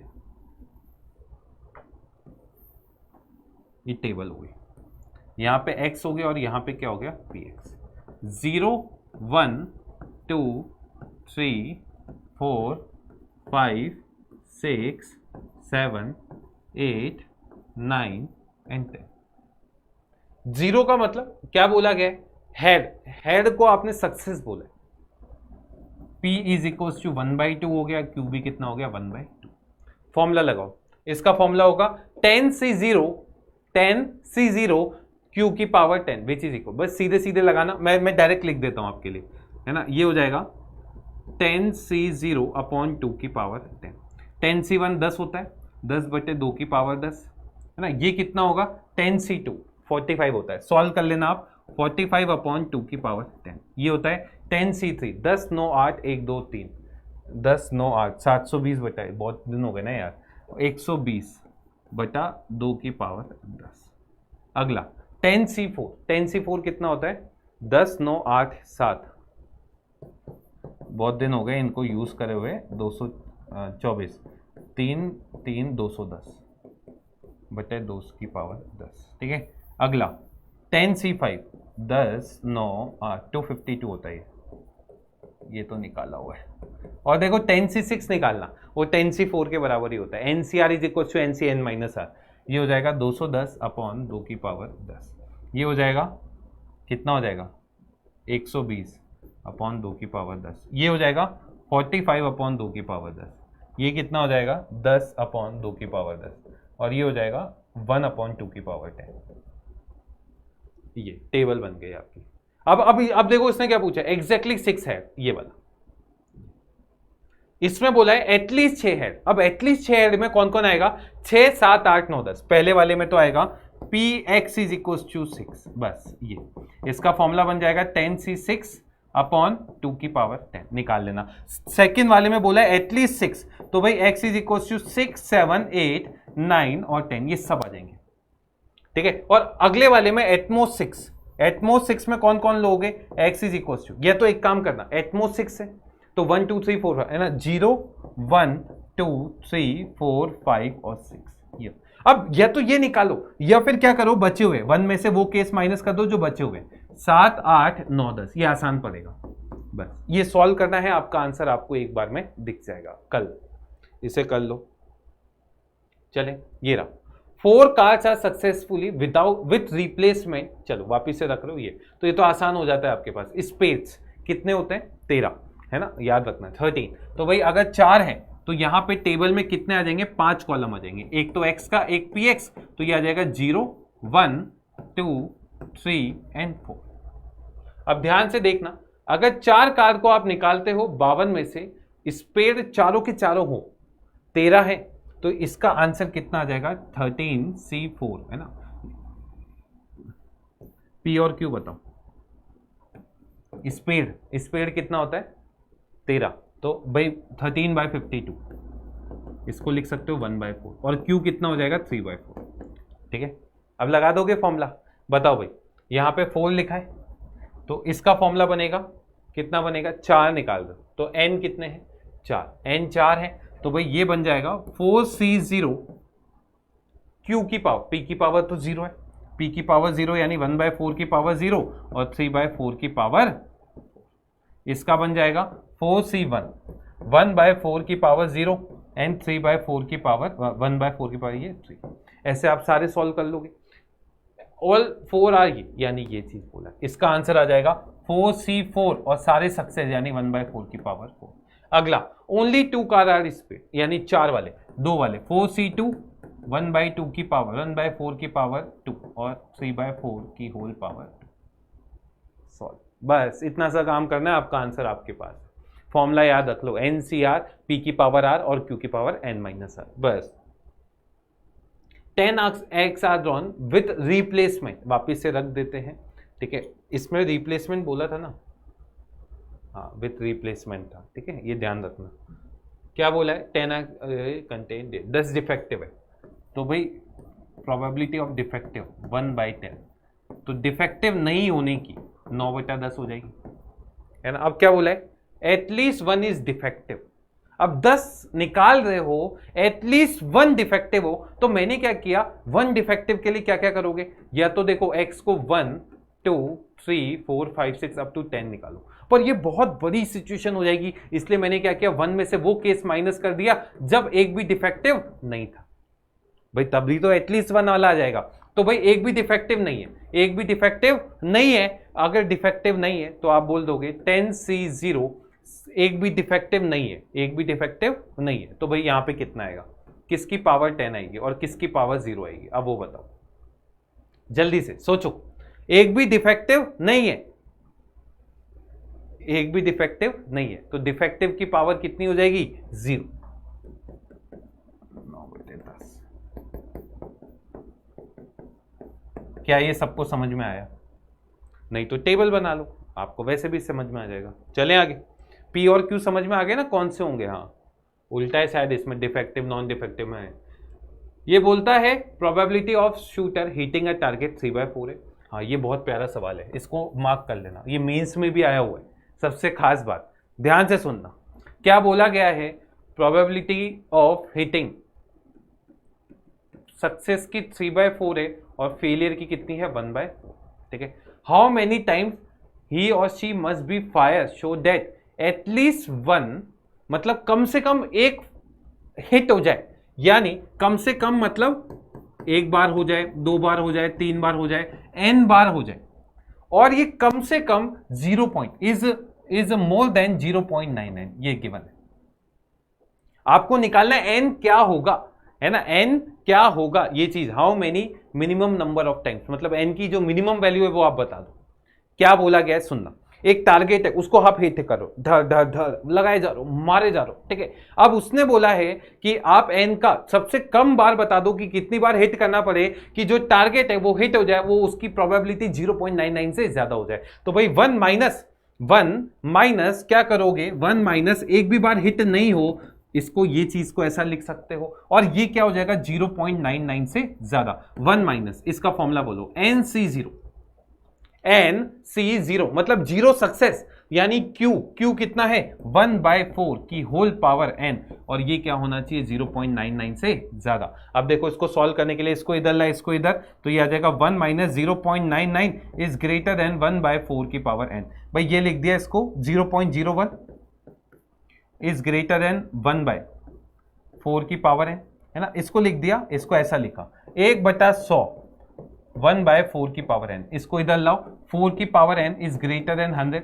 अब n की वैल्यू तुम खुद सोचो, 1 रखोगे नहीं चलेगा, 2 रखोगे तो भी नहीं चलेगा, 4 की पावर 3 भी 64 ही होता है, और अगर 3 पे भी नहीं चलेगा तो मिनिमम वैल्यू ऑफ n, है ना, मिनिमम वैल्यू ऑफ n कितनी हो जाएगी 4, क्योंकि 4 पे ये 100 से ज्यादा हो जाएगा। तो इसका आंसर 4 है। ये मींस में 2 बार, और आपके जो सीबीएसई बोर्ड है उसमें तो पता नहीं कितनी बार आया हुआ है। बहुत प्यारा सवाल है, इसको लिख लेना, बहुत प्यारा है। क्या किया, x इज इक्वल टू 1, कम से कम एक टारगेट हिट हो जाए, 1 से लेकर n तक की जो वैल्यूज दे रखी है ये है। अब ये निकालना बहुत मुश्किल था, इसलिए मैंने 1 में से वो केस माइनस कर दिए, वो ग्रेटर देन 0.99। बस अब तो बस सॉल्व किया है, कुछ भी नहीं। बस ये तो सिंपल एलजेब्रा है जो 9th-10th में आपको सिखाई जाती है, 9th-10th भी नहीं 7th-8th में सिखाई जाती है। घबराना नहीं है, बस वैल्यू रखते जाना। n का वैल्यू जो है यहां से कौन कौन सा सेटिस्फाई करेगा, 4 5 6 7 सारे करेंगे, पर मिनिमम वैल्यू कौन सा होगा 4, इसका आंसर हो जाएगा 4। मतलब कम से कम 4 बार हिट करना पड़ेगा तभी ये चीज हो पाएगी। क्लियर है क्या?